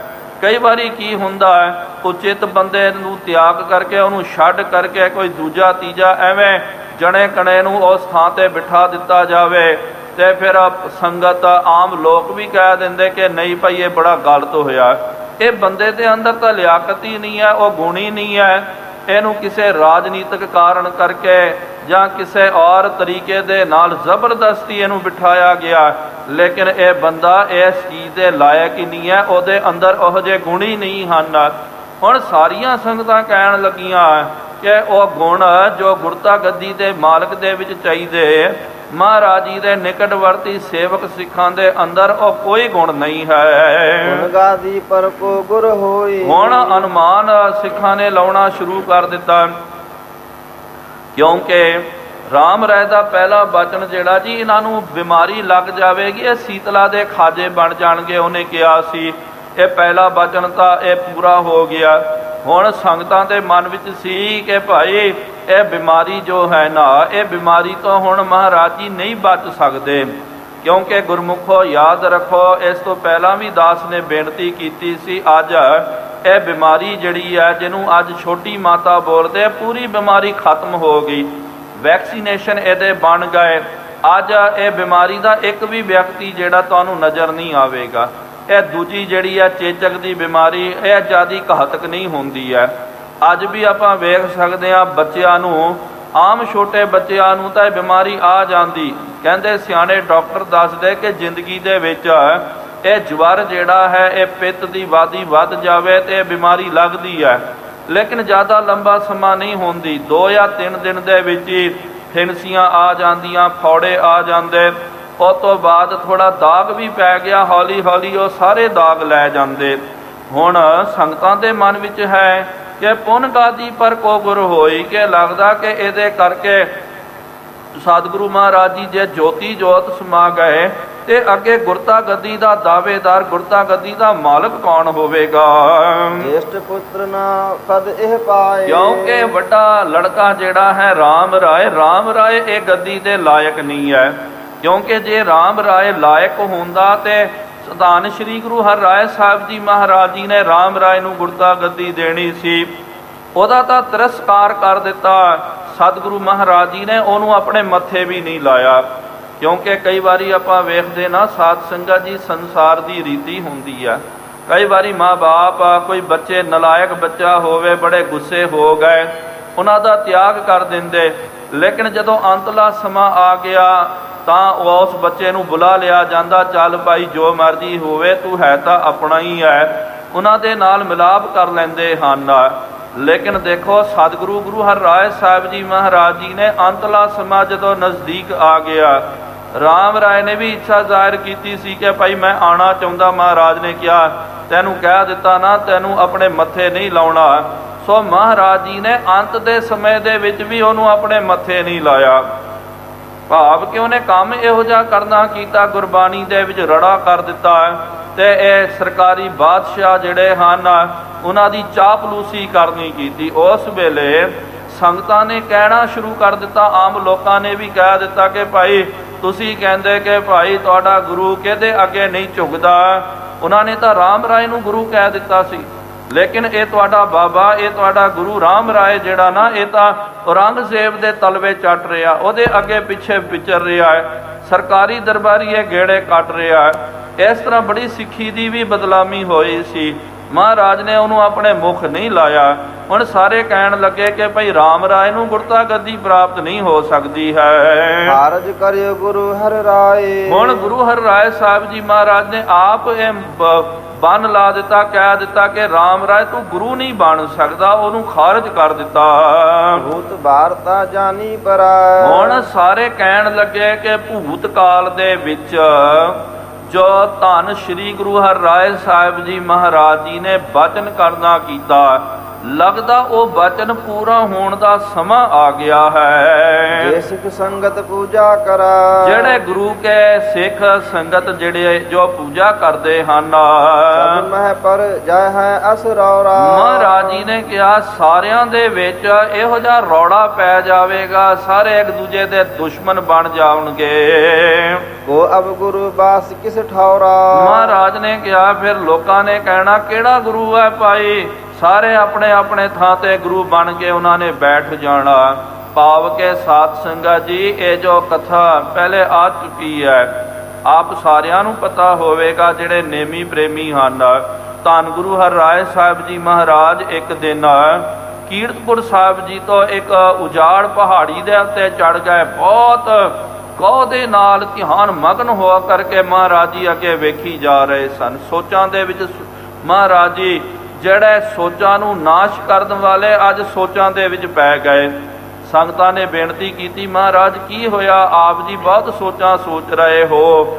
ਉਸ ਵੇਲੇ ਸੱਚੇ ਪਾਤਸ਼ਾਹ ਜੀ ਨੇ ਕਿਹਾ ਕਿ ਸਿੱਖੋ, ਸਿੱਖੀ ਦਾ ਜਹਾਜ਼ ਬੇੜਾ ਜਿਹੜਾ ਜਿਹਨੂੰ ਗੁਰੂ ਨਾਨਕ ਦੇਵ ਜੀ ਨੇ ਤਿਆਰ ਕਰਨਾ ਕੀਤਾ, ਉਸ ਤੋਂ ਬਾਅਦ ਵਾਰੀ ਵਾਰੀ ਦੂਜੇ ਤੀਜੇ ਚੌਥੇ ਪੰਜਵੇਂ ਛੇਵੇਂ ਸੱਤਵੇਂ ਤੇ ਅਸੀਂ ਤੱਕ ਅਸੀਂ ਜੋ ਇਹਨੂੰ ਤਿਆਰ ਕੀਤਾ, ਇਹ ਬੇੜੇ ਦਾ ਵਿਕਾਸ ਕੀਤਾ ਤੇ ਇਹ ਸਿੱਖੀ ਦਾ ਬੇੜਾ ਜਿਹੜਾ ਹੈ ਅੱਜ ਮਝਧਾਰ ਦੇ ਵਿੱਚ ਫਸ ਜਾਵੇਗਾ, ਕਈ ਹਿੱਸਿਆਂ ਦੇ ਵਿੱਚ ਇਹ ਟੁੱਟ ਜਾਵੇਗਾ। ਸਿੱਖਾਂ ਨੇ ਕਿਹਾ ਕਿ ਮਹਾਰਾਜ ਹੁਣ ਸਿੱਖੀ ਖਤਮ ਹੋ ਜਾਵੇਗੀ, ਸਿੱਖਾਂ ਦਾ ਸਰਵਨਾਸ਼ ਹੋ ਜਾਵੇਗਾ, ਕੋਈ ਸਿੱਖ ਨਹੀਂ ਰਵੇਗਾ, ਕੋਈ ਗੁਰੂ ਨਹੀਂ ਰਵੇਗਾ, ਕਿਉਂਕਿ ਆਪਨੇ ਬਚਨ ਕੀਤਾ ਨਾ, ਬੜਾ ਸਖਤ ਬਚਨ ਕੀਤਾ ਕਿ ਸਿੱਖੀ ਦਾ ਜਹਾਜ਼ ਜਿਹੜਾ ਹੈ, ਭਾਵ ਕਿ ਸਾਰੀ ਸਿੱਖੀ ਜੋ ਹੈ ਮਝਧਾਰ ਦੇ ਵਿੱਚ ਫਸ ਜਾਵੇਗੀ। ਲੋਕ ਵਿਚਲਿਤ ਹੋ ਜਾਣਗੇ, ਕਈ ਅਖੌਤੀ ਦੰਭੀ ਪਖੰਡੀ ਗੁਰੂ ਬਣ ਜਾਣਗੇ ਤੇ ਗੁਰੂ ਘਰ ਦੇ ਵਿੱਚ ਪਾਣਾ ਪੈ ਜਾਣਗੀਆਂ। ਕਿਹਨੇ ਕਹਿਣਾ ਜੀ ਪੂਰਾ ਗੁਰੂ ਇਹ ਹੈ, ਕਿਹਨੇ ਕਹਿਣਾ ਜੀ ਉਹ ਗੁਰੂ, ਆ ਗੁਰੂ ਫਲਾਣਾ ਢਿਮਕਾਣਾ। ਸਾਰੇ ਸਿੱਖ ਇੱਕ ਦੂਜੇ ਦੇ ਵਿੱਚ ਤਪਾੜੋ ਤੇੜ ਹੋ ਜਾਵੇਗੀ ਤੇ ਧੜੇ ਬੰਦੀ ਹੋ ਜਾਵੇਗੀ, ਇੱਕ ਜਥੇਬੰਦੀ ਨਹੀਂ ਰਵੇਗੀ। ਕਿ ਮਹਾਰਾਜ ਇਹਦਾ ਇਹੀ ਮਤਲਬ ਹੈ ਕਿ ਸਿੱਖੀ ਖਤਮ ਹੋ ਜਾਵੇਗੀ, ਸਿੱਖੀ ਦਾ ਨਾਮੋ ਨਿਸ਼ਾਨ ਵੀ ਮਿਟ ਜਾਵੇਗਾ। ਜਿਹੜੇ ਪੰਥ ਦੀ ਸਾਜਨਾ ਆਪ ਗੁਰੂ ਨਾਨਕ ਦੇਵ ਜੀ ਮਹਾਰਾਜ ਜੀ ਨੇ ਕਰਨੀ ਕੀਤੀ ਕਿ ਉਹ ਪੰਥ ਰੁੜ ਜਾਵੇਗਾ। ਜਦੋਂ ਇਹ ਬਚਨ ਕੀਤਾ, ਬੇਨਤੀ ਕੀਤੀ, ਪਾਤਸ਼ਾਹ ਜੀ ਕਹਿਣ ਲੱਗੇ ਨਹੀਂ ਗੁਰਮੁਖੋ, ਇਹ ਸਮਾਂ ਜੋ ਹੈ ਦੁੱਖ ਦਾ, ਤਕਲੀਫਾਂ ਦਾ ਸਮਾਂ ਜਿਸ ਤਰ੍ਹਾਂ ਮਨੁੱਖਾਂ ਦੇ ਉੱਤੇ ਆਉਂਦਾ, ਇਸ ਤਰ੍ਹਾਂ ਹੀ ਪੰਥਾਂ ਦੇ ਉੱਤੇ ਵੀ ਭੀੜਾਂ ਪੈਂਦੀਆਂ ਹਨ। ਜੋ ਵੀ ਜਥੇਬੰਦੀ ਹੁੰਦੀ ਹੈ, ਜੋ ਵੀ ਕੌਮਾਂ ਹੁੰਦੀਆਂ ਹਨ, ਜੋ ਵੀ ਧਰਮ ਹੁੰਦੇ, ਬਾਹਰੀ ਧਰਮ, ਉਹਨਾਂ ਦੇ ਉੱਤੇ ਵੀ ਵਿਪਤਾਵਾਂ ਆਉਂਦੀਆਂ, ਸੁਖਾਵਾਂ ਵੀ ਸਮਾਂ ਹੁੰਦਾ ਤੇ ਬੜਾ ਦੁਖਦਾਇਕ ਵੀ ਸਮਾਂ ਹੁੰਦਾ। ਆਪਾਂ ਵੇਖ ਸਕਦੇ ਹਾਂ ਗੁਰਮੁਖੋ, ਸਮਾਂ ਇੱਕੋ ਜਿਹਾ ਨਹੀਂ ਰਹਿੰਦਾ। ਇਹ ਗੱਲ ਤੁਸੀਂ ਯਾਦ ਰੱਖੋ, ਜਿੰਨੀਆਂ ਵੀ ਕੌਮਾਂ ਜਿਹੜੀਆਂ ਹਨ, ਜਿਸ ਤਰ੍ਹਾਂ ਕਿ ਵਿਅਕਤੀ ਜਿਹੜਾ ਹੁੰਦਾ, ਪਰਿਵਾਰ ਜਿਹੜੇ ਹੁੰਦੇ, ਕਈ ਵਾਰੀ ਬਹੁਤ ਦੁੱਖ ਆ ਜਾਂਦੇ ਪਰਿਵਾਰਾਂ ਦੇ ਉੱਤੇ, ਬੰਦਿਆਂ ਦੇ ਉੱਤੇ ਬਹੁਤ ਮੁਸੀਬਤਾਂ ਪੈ ਜਾਂਦੀਆਂ। ਕਈ ਵਾਰੀ ਨਾ ਉਹਨਾਂ ਦਾ ਪੀਕ ਸਮਾਂ ਹੁੰਦਾ, ਬਹੁਤ ਵਧੀਆ ਸਮਾਂ ਹੁੰਦਾ, ਉਹ ਕਹਿੰਦੇ ਜੀ ਹੁਣ ਤਾਂ ਜੀ ਬੜਾ ਅਸੀਂ ਚੜ੍ਹਦੀ ਕਲਾ ਦੇ ਵਿੱਚ। ਇਸ ਤਰ੍ਹਾਂ ਹੀ ਕੌਮਾਂ ਜਿਹੜੀਆਂ ਹੁੰਦੀਆਂ, ਜਿਹੜੇ ਜਥੇਬੰਦੀ ਹੁੰਦੀ, ਉਹਨਾਂ ਦੇ ਉੱਤੇ ਵੀ ਇਹੋ ਜਿਹੇ ਸਮਾਂ ਆਉਂਦੇ ਹਨ। ਕਈ ਵਾਰੀ ਉਹ ਸਮਾਂ ਬੜਾ ਦੁਖਦਾਈ ਆ ਜਾਂਦਾ, ਕਈ ਵਾਰੀ ਇੰਨਾ ਦੁੱਖ ਆ ਜਾਂਦਾ, ਉਹ ਜਥੇਬੰਦੀ, ਉਹ ਧਰਮ ਨਸ਼ਟ ਹੋ ਜਾਂਦਾ, ਖਤਮ ਹੋ ਜਾਂਦਾ। ਲੇਕਿਨ ਜਿਹੜੇ ਜੁਝਾਰੂ ਹੁੰਦੇ ਹਨ, ਉਸ ਦੁੱਖ ਨੂੰ, ਉਹ ਬਿਪਤਾ ਨੂੰ ਜਰ ਲੈਂਦੇ, ਫਿਰ ਬਾਅਦ ਦੇ ਵਿੱਚ ਬਾਦਲ ਛੱਟ ਜਾਂਦੇ ਹਨ। ਫਿਰ ਸੁੱਖਾਂ ਦਾ ਸਮਾਂ ਜਿਹੜਾ ਹੈ, ਸੁਖਦਾਈ ਸਮਾਂ ਉਹਨਾਂ ਪੰਥਾਂ, ਉਹਨਾਂ ਧਰਮਾਂ ਦੇ ਉੱਤੇ ਆ ਜਾਂਦਾ। ਇਸ ਤਰ੍ਹਾਂ ਗੁਰਮੁਖੋ ਯਾਦ ਰੱਖੋ, ਖਾਲਸੇ ਪੰਥ ਦੇ ਉੱਤੇ ਕਈ ਵਾਰੀ ਇਸ ਤਰ੍ਹਾਂ ਦੁੱਖਾਂ ਦਾ ਸਮਾਂ ਪ੍ਰਾਪਤ ਹੋਇਆ। ਸਤਵੇਂ ਪਾਤਸ਼ਾਹ ਜੀ ਮਹਾਰਾਜ ਜੀ ਤੋਂ ਲੈ ਕਰਕੇ ਜਦੋਂ ਮਹਾਰਾਜ ਜੀ ਜੋਤੀ ਜੋਤ ਸਮਾਉਣ ਲੱਗੇ, ਉਸ ਵੇਲੇ ਤੋਂ ਲੈ ਕਰਕੇ 8ਵੇਂ ਪਾਤਸ਼ਾਹ ਜੀ 9ਵੇਂ ਪਾਤਸ਼ਾਹ ਜੀ ਮਹਾਰਾਜ ਜੀ ਪ੍ਰਿਅੰਤ ਤੱਕ ਥੋੜਾ ਬੜਾ ਇਹ ਸਮਾਂ ਗੁਰੂ ਕੇ ਸਿੱਖਾਂ ਦੇ ਉੱਤੇ ਪੈ ਗਿਆ। ਫਿਰ ਸੁਖਾਵਾਂ ਸਮਾਂ ਆ ਗਿਆ। ਇਸ ਤਰ੍ਹਾਂ ਹੀ ਗੁਰੂ ਗੋਬਿੰਦ ਸਿੰਘ ਸਾਹਿਬ ਜੀ ਮਹਾਰਾਜ ਜੀ ਤੋਂ ਬਾਅਦ ਬਾਬਾ ਬੰਦਾ ਸਿੰਘ ਬਹਾਦਰ ਜੀ ਜਦੋਂ ਸ਼ਹਾਦਤ ਦਾ ਜਾਮ ਪੀਂਦੇ ਹਨ, ਉਹ ਤੋਂ ਬਾਅਦ ਸਾਧ ਸੰਗਤ ਜੀ ਤਕਰੀਬਨ ਜੇ ਆਪਾਂ ਇਤਿਹਾਸ ਪੜ੍ਹਦੇ ਹਾਂ 70-80 ਸਾਲ ਜਾਂ ਇੱਕ ਸ਼ਤਾਬਦੀ ਖਾਲਸੇ ਦੇ ਉੱਤੇ ਬਹੁਤ ਵਿਪਤਾਵਾਂ ਆਈਆਂ, ਬਹੁਤ ਪੀੜਾ ਨੂੰ ਖਾਲਸੇ ਨੇ ਝੱਲਣਾ ਕੀਤਾ। ਪੱਤਾ ਪੱਤਾ ਜਿਹੜਾ ਖਾਲਸੇ ਦਾ ਵੈਰੀ ਬਣ ਗਿਆ। ਸਿੱਖਾਂ ਦੀ ਆਬਾਦੀ ਇੰਨੀ ਜ਼ਿਆਦਾ ਘਟ ਗਈ ਸੀ, ਲੋਕੀ ਚੁਣ ਚੁਣ ਕਰਕੇ ਸਿੱਖਾਂ ਦਾ ਕਤਲ ਕਰ ਦਿੰਦੇ ਸਨ, ਸਿੱਖਾਂ ਨੂੰ ਮਾਰ ਦਿਆ ਕਰਦੇ ਸਨ। ਥੋੜੇ ਕੋ ਚੰਦ ਕੋ ਸਿੱਖ ਤੇ ਕੁਝ ਇਤਿਹਾਸਕਾਰਾਂ ਨੇ ਇਹਦੀ ਗਿਣਤੀ ਵੀ ਦੱਸੀ ਕਿ ਬਹੁਤ ਹੋ ਗਿਆ। ਪੂਰੀ ਉਸ ਵੇਲੇ ਪੰਜਾਬ ਦੇ ਸਰਜ਼ਮੀਨ ਦੇ ਉੱਤੇ ਲੱਖ ਦੇ ਕਰੀਬ ਹੀ ਸਿੱਖ ਜਿਹੜੇ ਹਨ ਰਹਿ ਗਏ, ਬਾਕੀ ਸਾਰਿਆਂ ਨੂੰ ਇਹਨਾਂ ਨੇ ਖਤਮ ਕਰ ਦਿੱਤਾ, ਮਾਰ ਮੁਕਾ ਦਿੱਤਾ। ਫਿਰ ਬਾਅਦ ਦੇ ਵਿੱਚ ਜਦੋਂ ਮਿਸਲਾਂ ਦਾ ਰਾਜ ਆਇਆ, ਬਾਬਾ ਜੱਸਾ ਸਿੰਘ ਜੀ ਆਲੂਵਾਲੀਆ ਨੇ ਪੰਥ ਦੀ ਅਗਵਾਈ ਕੀਤੀ, ਨਵਾਬ ਕਪੂਰ ਸਿੰਘ ਸਾਹਿਬ ਜੀ ਨੇ, ਇਹਨਾਂ ਗੁਰਮੁਖਾਂ ਨੇ ਜਦੋਂ ਪੰਥ ਦੀ ਅਗਵਾਈ ਕੀਤੀ, ਫਿਰ ਖਾਲਸਾ ਪੰਥ ਚੜ੍ਹਦੀ ਕਲਾ ਦੇ ਵਿੱਚ ਗਿਆ, ਸੁਖਾਵਾਂ ਸਮਾਂ ਆਇਆ। ਫਿਰ ਖਾਲਸਾ ਰਾਜ ਜਿਹੜਾ ਸਥਾਪਿਤ ਹੋਇਆ, ਮਹਾਰਾਜਾ ਰਣਜੀਤ ਸਿੰਘ ਸਾਹਿਬ ਜੀ ਨੇ ਫਿਰ 40 ਸਾਲ ਰਾਜ ਕੀਤਾ। ਉਹ ਵੀ ਸਮਾਂ ਦੁੱਖ ਦਾ ਵੀ ਪਹਿਲਾ ਸਮਾਂ ਆਇਆ, ਸਿੱਖ ਉਹਦੇ ਵਿੱਚ ਵੀ ਡਟ ਕੇ ਰਹੇ, ਜੂਝਦੇ ਰਹੇ। ਫਿਰ ਸੁਖਾਵਾਂ ਸਮਾਂ ਵੀ ਆਇਆ। ਉਸ ਤੋਂ ਬਾਅਦ 84 ਦੇ ਵਿੱਚ, ਹੁਣ ਜੂਨ 84 1984, ਉਹ ਵੀ ਦੌਰ ਜਿਹੜਾ ਨਾ ਸਾਧ ਸੰਗਤ ਜੀ ਜਦੋਂ ਆਪਾਂ ਵੇਖਦੇ ਹਾਂ ਤਕਰੀਬਨ 1.5 ਦਸ਼ਕ ਜਿਹੜਾ 10-15 ਸਾਲ ਬਹੁਤ ਜ਼ਿਆਦਾ ਸਿੱਖਾਂ ਦੇ ਉੱਤੇ ਦੁਖਦਾਈ ਸਮਾਂ ਆਪਾਂ ਕਹਿ ਸਕਦੇ ਹਾਂ ਪ੍ਰਾਪਤ ਹੋ ਗਿਆ ਸੀ। ਖਾਲਸੇ ਨੇ ਉਹਨੂੰ ਵੀ ਝੱਲਣਾ ਕੀਤਾ, ਡਟ ਕੇ ਮੁਕਾਬਲਾ ਕੀਤਾ। ਫਿਰ ਸੁਖਾਵਾਂ ਸਮਾਂ ਆ ਗਿਆ, ਚੱਲਦਾ ਹੀ ਰਹਿੰਦਾ। ਪੰਥਾਂ ਦੇ ਉੱਤੇ ਵੀ ਭੀੜਾਂ ਪੈਂਦੀਆਂ ਰਹਿੰਦੀਆਂ, ਸਿਰਫ ਸਿੱਖਾਂ ਦੀ ਗੱਲ ਨਹੀਂ ਹੈ। ਮੁਸਲਮਾਨਾਂ ਦੇ ਉੱਤੇ ਵੇਖੋ, ਹਿੰਦੂਆਂ ਦੇ ਉੱਤੇ, ਯਹੂਦੀਆਂ ਦੇ ਉੱਤੇ, ਜਿਹੜੇ ਵੀ ਧਰਮ ਹਨ, ਇਸ ਤਰ੍ਹਾਂ ਸਮਾਂ ਜਿਹੜਾ ਬਦਲਦੇ ਰਹਿੰਦਾ, ਤਬਦੀਲ ਹੁੰਦਾ ਰਹਿੰਦਾ। ਸੋ ਹੁਣ ਸਿੱਖਾਂ ਨੇ ਅਨੁਮਾਨ ਲਾਇਆ ਕਿ ਜੋ ਮਹਾਰਾਜ ਜੀ ਨੇ, ਗੁਰੂ ਹਰਿਰਾਏ ਸਾਹਿਬ ਜੀ ਮਹਾਰਾਜ ਨੇ ਕਿਹਾ ਸੀ ਨਾ, ਬਹੁਤ ਅੱਗੇ ਭਿਆਨਕ ਸਮਾਂ ਆਵੇਗਾ। ਸਿੱਖੀ ਦਾ ਬੇੜਾ ਜਿਹੜਾ ਮਝਧਾਰ ਦੇ ਵਿੱਚ ਡੁੱਬ ਜਾਵੇਗਾ, ਫਸ ਜਾਵੇਗਾ। ਸਿੱਖੀ ਦੇ ਕਈ ਹਿੱਸੇ ਬਣ ਜਾਣਗੇ। ਲੋਕੀ ਜਿਹੜੇ ਹਨ ਤੇ ਆਪਣੇ ਆਪਣੀ ਥਾਂ ਦੇ ਉੱਤੇ ਗੁਰੂ ਬਣ ਕਰਕੇ ਆਪਣੀ ਪੂਜਾ ਕਰਾਉਣਗੇ। ਲੱਗਦਾ ਉਹ ਸਮਾਂ ਆ ਗਿਆ। ਅਦਭੁਤ ਗਤ ਸ੍ਰੀ ਸਤਿਗੁਰ ਕੀਰੀ। ਸਾਰੇ ਕਹਿਣ ਲੱਗੇ ਕਿ ਮਹਾਰਾਜ ਜੀ ਦੀ ਗਤ ਦਾ ਕੋਈ ਪਤਾ ਨਹੀਂ ਹੈ ਭਾਈ, ਇਹ ਅਸਚਰਜ ਕੌਤਕ ਹਨ। ਉਹ ਲਖ ਸਕਹਿ ਅਗੰਮ ਘਨੇਰੀ। ਕੌਣ ਵੇਖ ਸਕਦਾ, ਇਹ ਅਗੰਮ ਤੋਂ ਅਗੰਮ ਹਨ। ਦਿੱਲੀਪੁਰ ਕੀ ਸੰਗਤ ਸਾਰੀ। ਹੁਣ ਸਾਧ ਸੰਗਤ ਜੀ ਦਿੱਲੀ ਨਗਰ ਦੀ ਸਾਰੀ ਸੰਗਤ ਜੋ ਹੈ ਮਿਲ ਆਪਸ ਮਹਿ ਕਰਤ ਉਚਾਰੀ। ਆਪਸ ਦੇ ਵਿੱਚ ਮਿਲ ਕਰਕੇ ਉਹ ਬਚਨ ਪੈ ਕਰਦੇ ਹਨ। ਰਾਮ ਰਾਏ ਬਿਨ ਸੰਤਤ ਰਹਾ। ਕਹਿਣ ਲੱਗਾ ਹੈ ਕਿ ਦੇਖੋ ਜੀ ਕਿ ਮਹਾਰਾਜ ਜੀ ਨੇ ਬਚਨ ਵੀ ਕਰ ਦਿੱਤਾ। ਦੇਖੋ 7ਵੇਂ ਪਾਤਸ਼ਾਹ ਜੀ ਨੇ ਰਾਮ ਰਾਏ ਦਾ ਤਿਰਸਕਾਰ ਕਰ ਦਿੱਤਾ, ਉਹਨੂੰ ਤਿਆਗ ਦਿੱਤਾ। ਫਿਰ 8ਵੇਂ ਪਾਤਸ਼ਾਹ ਜੀ ਨੇ ਕਹਿ ਦਿੱਤਾ ਕਿ ਰਾਮ ਰਾਏ ਤੂੰ ਬੜਾ ਕਹਿੰਦਾ ਸੀ ਨਾ, ਇਹਨੇ ਜੋ ਸ਼ਰਾਪ ਦਿੱਤਾ, ਸਖਤੀ ਦਾ ਬਚਨ ਕੀਤਾ। ਦੇਖੋ ਸਾਧ ਸੰਗਤ ਜੀ, ਲਾਲਚ ਜੋ ਆ ਗਈ ਨਾ, ਇਸ ਜਰ ਕਾਰਨ ਘਣੀ ਵਿਗੁਤੀ, ਇਨ ਜਰ ਘਣੀ ਖੁਆਈ, ਪਾਪਾਂ ਬਾਝੋਂ ਹੋਵੇ ਨਾਹੀ, ਮੁਇਆ ਸਾਥ ਨਾ ਜਾਈ। ਸਤਿਗੁਰੂ ਮਹਾਰਾਜ ਜੀ ਨੇ ਕਿਹਾ ਕਿ ਏਕ ਘੜੀ ਮੈਂ ਥਾਪ ਉਥਾਪੈ, ਜਰ ਵੰਡ ਦੇਵੈ ਭਾਈ। ਜਰ ਜਿਹੜੀ ਹੈ ਮਾਇਆ, ਜੇ ਭਰਾਵਾਂ ਦੇ ਵਿਚਕਾਰ ਆ ਜਾਵੇ ਤੇ ਉਹ ਭਰਾ ਜਿਹੜੇ ਇੱਕ ਦੂਜੇ ਦੇ ਖੂਨ ਦੇ ਪਿਆਸੇ ਬਣ ਜਾਂਦੇ ਹਨ। ਰਾਮ ਰਾਏ ਵੱਡਾ ਸੀ, ਸਿਆਣਾ ਸੀ, ਲੇਕਿਨ ਮਾਇਆ ਮਨ ਵਿੱਚ ਆ ਗਈ, ਲਾਲਚ ਆ ਗਈ, ਵਡਿਆਈ ਪ੍ਰਭਤਾ ਦੀ ਲਾਲਚ ਲੱਗ ਗਈ, ਜੈਸ ਕਰਕੇ ਉਹਨੇ ਲਿਹਾਜ਼ ਨਹੀਂ ਕੀਤਾ ਕਿ ਜੀ ਇਹ ਮੇਰੇ ਛੋਟੇ ਭਰਾ ਹਨ, ਇਹ ਤਾਂ ਹੁਣ ਸਿਆਣੇ ਹਨ। ਛੋਟੀ ਉਮਰ ਦੇ ਵਿੱਚ ਉਹਨੇ ਕੋਈ ਪਰਵਾਹ ਨਹੀਂ ਕੀਤਾ। ਕਈ ਵਾਰੀ ਨਾ ਜਿਹੜੇ ਵੱਡੇ ਤੋਂ ਵੱਡੇ ਦੁਸ਼ਮਣ ਵੀ ਹੁੰਦੇ, ਜਾਨਲੇਵਾ ਦੁਸ਼ਮਣ ਹੁੰਦੇ, ਖੂਨ ਦੇ ਪਿਆਸੇ ਹੁੰਦੇ ਹਨ, ਉਹਨਾਂ ਦੇ ਮਨ ਦੇ ਵਿੱਚ ਵੀ ਸਾਧ ਸੰਗਤ ਜੀ ਬੱਚਿਆਂ ਨੂੰ ਵੇਖ ਕਰਕੇ ਦਇਆ ਆ ਜਾਂਦੀ ਆ। ਉਹ ਕਹਿ ਦਿੰਦੇ ਕੋਈ ਗੱਲ ਨਹੀਂ ਹੈ ਭਾਈ, ਜੇ ਬਦਲਾ ਲੈਣਾ ਵੱਡਿਆਂ ਤੋਂ ਲਵਾਂਗੇ, ਬੱਚੇ ਨੇ ਸਾਡਾ ਕੀ ਵਿਗਾੜਾ ਕਰਨਾ ਕੀਤਾ। ਸਕੇ ਭਰਾ ਸਨ ਗੁਰੂ ਹਰਿਕ੍ਰਿਸ਼ਨ ਸਾਹਿਬ ਜੀ ਮਹਾਰਾਜ, ਲੇਕਿਨ ਰਾਮ ਰਾਏ ਨੇ ਕੋਈ ਲਿਹਾਜ਼ ਨਹੀਂ ਕਰਨਾ ਕੀਤਾ। ਇਹਦੇ ਵਿੱਚ ਗੁਰੂ ਹਰਿਕ੍ਰਿਸ਼ਨ ਸਾਹਿਬ ਜੀ ਦੀ ਕੀ ਗਲਤੀ ਹੈ? ਉਹਨਾਂ ਨੇ ਥੋੜ੍ਹੀ ਜ਼ਬਰਦਸਤੀ ਕੀਤੀ ਜੀ ਮੈਨੂੰ ਗੁਰਤਾ ਗੱਦੀ ਦਿੱਤੀ ਜਾਵੇ, ਮੈਂ ਗੁਰਤਾ ਗੱਦੀ ਤੇ ਵਿਰਾਜਮਾਨ ਹੋਵਾਂਗਾ। ਉਹ ਤਾਂ ਧੰਨ ਗੁਰੂ ਹਰਿਰਾਏ ਸਾਹਿਬ ਜੀ ਮਹਾਰਾਜ ਨੇ ਦਿੱਤੀ। ਤੇ ਰਾਮ ਰਾਏ ਆਪਣੇ ਕਰਮਾਂ ਦੀ ਵਿਚਾਰ ਨਹੀਂ ਕਰਦਾ ਕਿ ਭਾਈ ਮੈਨੇ ਕਿਹੜਾ ਚੰਦ ਚਾੜਿਆ, ਜੋ ਮੈਨੇ ਕੁਕਰਮ ਕੀਤਾ ਤਾਂ ਕਰਕੇ ਮਹਾਰਾਜ ਨੇ ਮੇਰਾ ਤਿਰਸਕਾਰ ਕਰ ਦਿੱਤਾ, ਉਹ ਯਾਦ ਨਹੀਂ ਕਰਦਾ। ਕਹਿੰਦਾ ਜੀ ਇਹਨੂੰ ਮੈਂ ਗੱਦੀ ਤੋਂ ਲਾਉਣਾ, ਗੁਰੂ ਹਰਿਕ੍ਰਿਸ਼ਨ ਸਾਹਿਬ ਜੀ ਨੂੰ ਗੱਦੀ ਤੋਂ ਲਾਵਾਂਗਾ, ਇਹਨਾਂ ਨੂੰ ਖਤਮ ਕਰ ਦੇਵਾਂਗਾ। ਜੇ ਗੱਦੀ ਤੋਂ ਲੈ ਗਏ ਗੱਦੀ ਖਾਲੀ ਹੋ ਜਾਵੇਗੀ, ਮੈਂ ਬੈਠ ਜਾਵਾਂਗਾ। ਤੇ ਫਿਰ ਬਾਅਦ ਵਿੱਚ ਮਹਾਰਾਜ ਜੀ ਨੇ ਕਿਹਾ ਕਿ ਮੈਨੂੰ ਬੜੇ ਸ਼ਰਾਪ ਦੇ ਰਿਹਾ ਨਾ, ਸੰਗਤਾਂ ਦੇ ਮਨ ਵਿੱਚ ਕਿਤੇ ਇਹ ਨਾ ਆ ਜਾਵੇ, ਕਿਉਂਕਿ ਮਨ ਵਿੱਚ ਆਉਂਦਾ ਹੀ ਹੈ ਕਿ ਜੀ ਰਾਮ ਰਾਏ ਨੇ ਜੋ ਬਚਨ ਕੀਤਾ ਉਹ ਤਾਂ ਪੂਰਾ ਹੋ ਰਿਹਾ, ਮਹਾਰਾਜ ਜੀ ਦਾ ਕੋਈ ਵੀ ਬਚਨ ਪੂਰਾ ਨਹੀਂ ਹੋ ਰਿਹਾ। ਸੰਗਤਾਂ ਦਾ ਵਿਸ਼ਵਾਸ ਟੁੱਟ ਜਾਵੇਗਾ ਕਿ ਉਹਨਾਂ ਨੇ ਕਹਿਣਾ ਜੀ ਲੱਗਦਾ ਜੀ ਮਹਾਰਾਜ ਜੀ ਦੇ ਅੰਦਰ ਕੋਈ ਸ਼ਕਤੀ ਕੋਈ ਸਮਰੱਥਾ ਹੀ ਨਹੀਂ ਹੈ। ਜਿਸ ਕਰਕੇ ਮਹਾਰਾਜ ਜੀ ਨੇ ਦੁੱਖ ਪੀੜਾ ਨੂੰ ਝੱਲ ਲੈਣਾ ਕੀਤਾ, ਲੇਕਿਨ ਉਹ ਤਾਂ ਆਨੰਦਿਤ ਰਿਹਾ।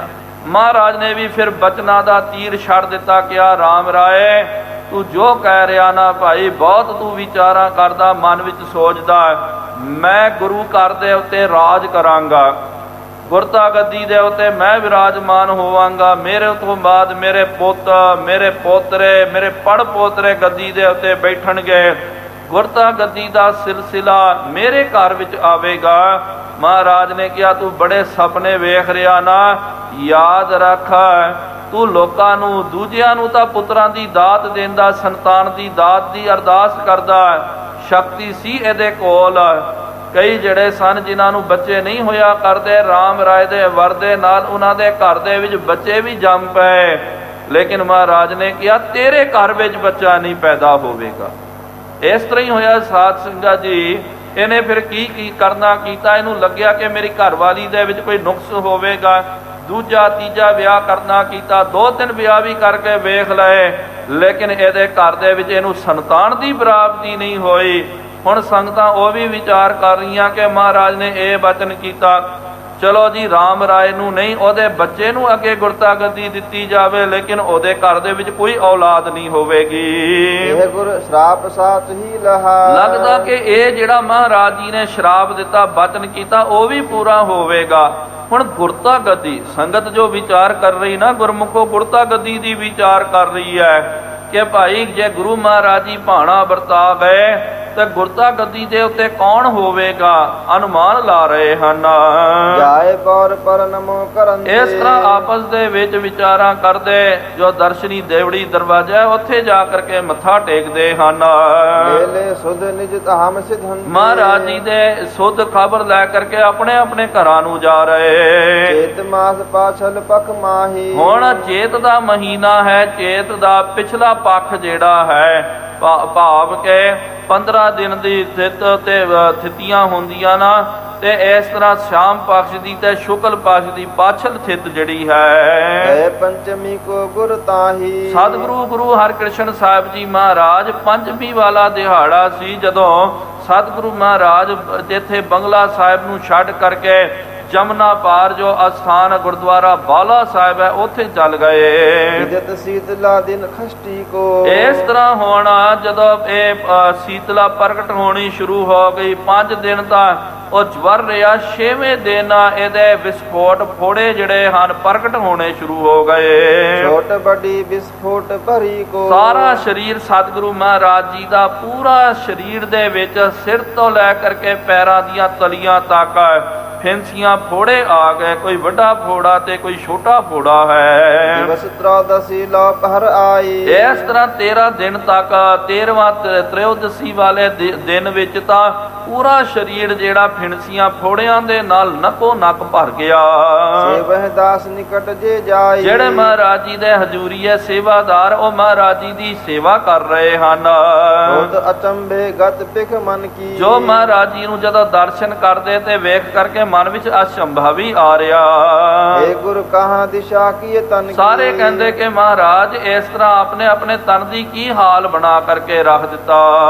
ਦੁਖ ਸੁਖ ਸਭਨ ਕੋ ਤੁਮ ਹਾਥ। ਕਿਉਂਕਿ ਇਹ ਦੁੱਖ ਅਤੇ ਸੁੱਖ ਆਪ ਜੀ ਦੇ ਵਸ ਦੇ ਵਿੱਚ, ਆਪ ਜੀ ਦੇ ਹੱਥਾਂ ਦੇ ਵਿੱਚ ਹਨ। ਸਭ ਪ੍ਰਕਾਰ ਸਮਰਥ ਜਗਨਾਥ। ਹਰ ਤਰ੍ਹਾਂ ਦੇ ਨਾਲ ਆਪ ਸਮਰੱਥ ਹੋ, ਜਗਤ ਦੇ ਮਾਲਕ ਹੋ, ਦੁੱਖਾਂ ਦੇ ਅਤੇ ਸੁੱਖਾਂ ਦੇ ਦਾਤੇ ਤੁਸੀਂ ਹੋ।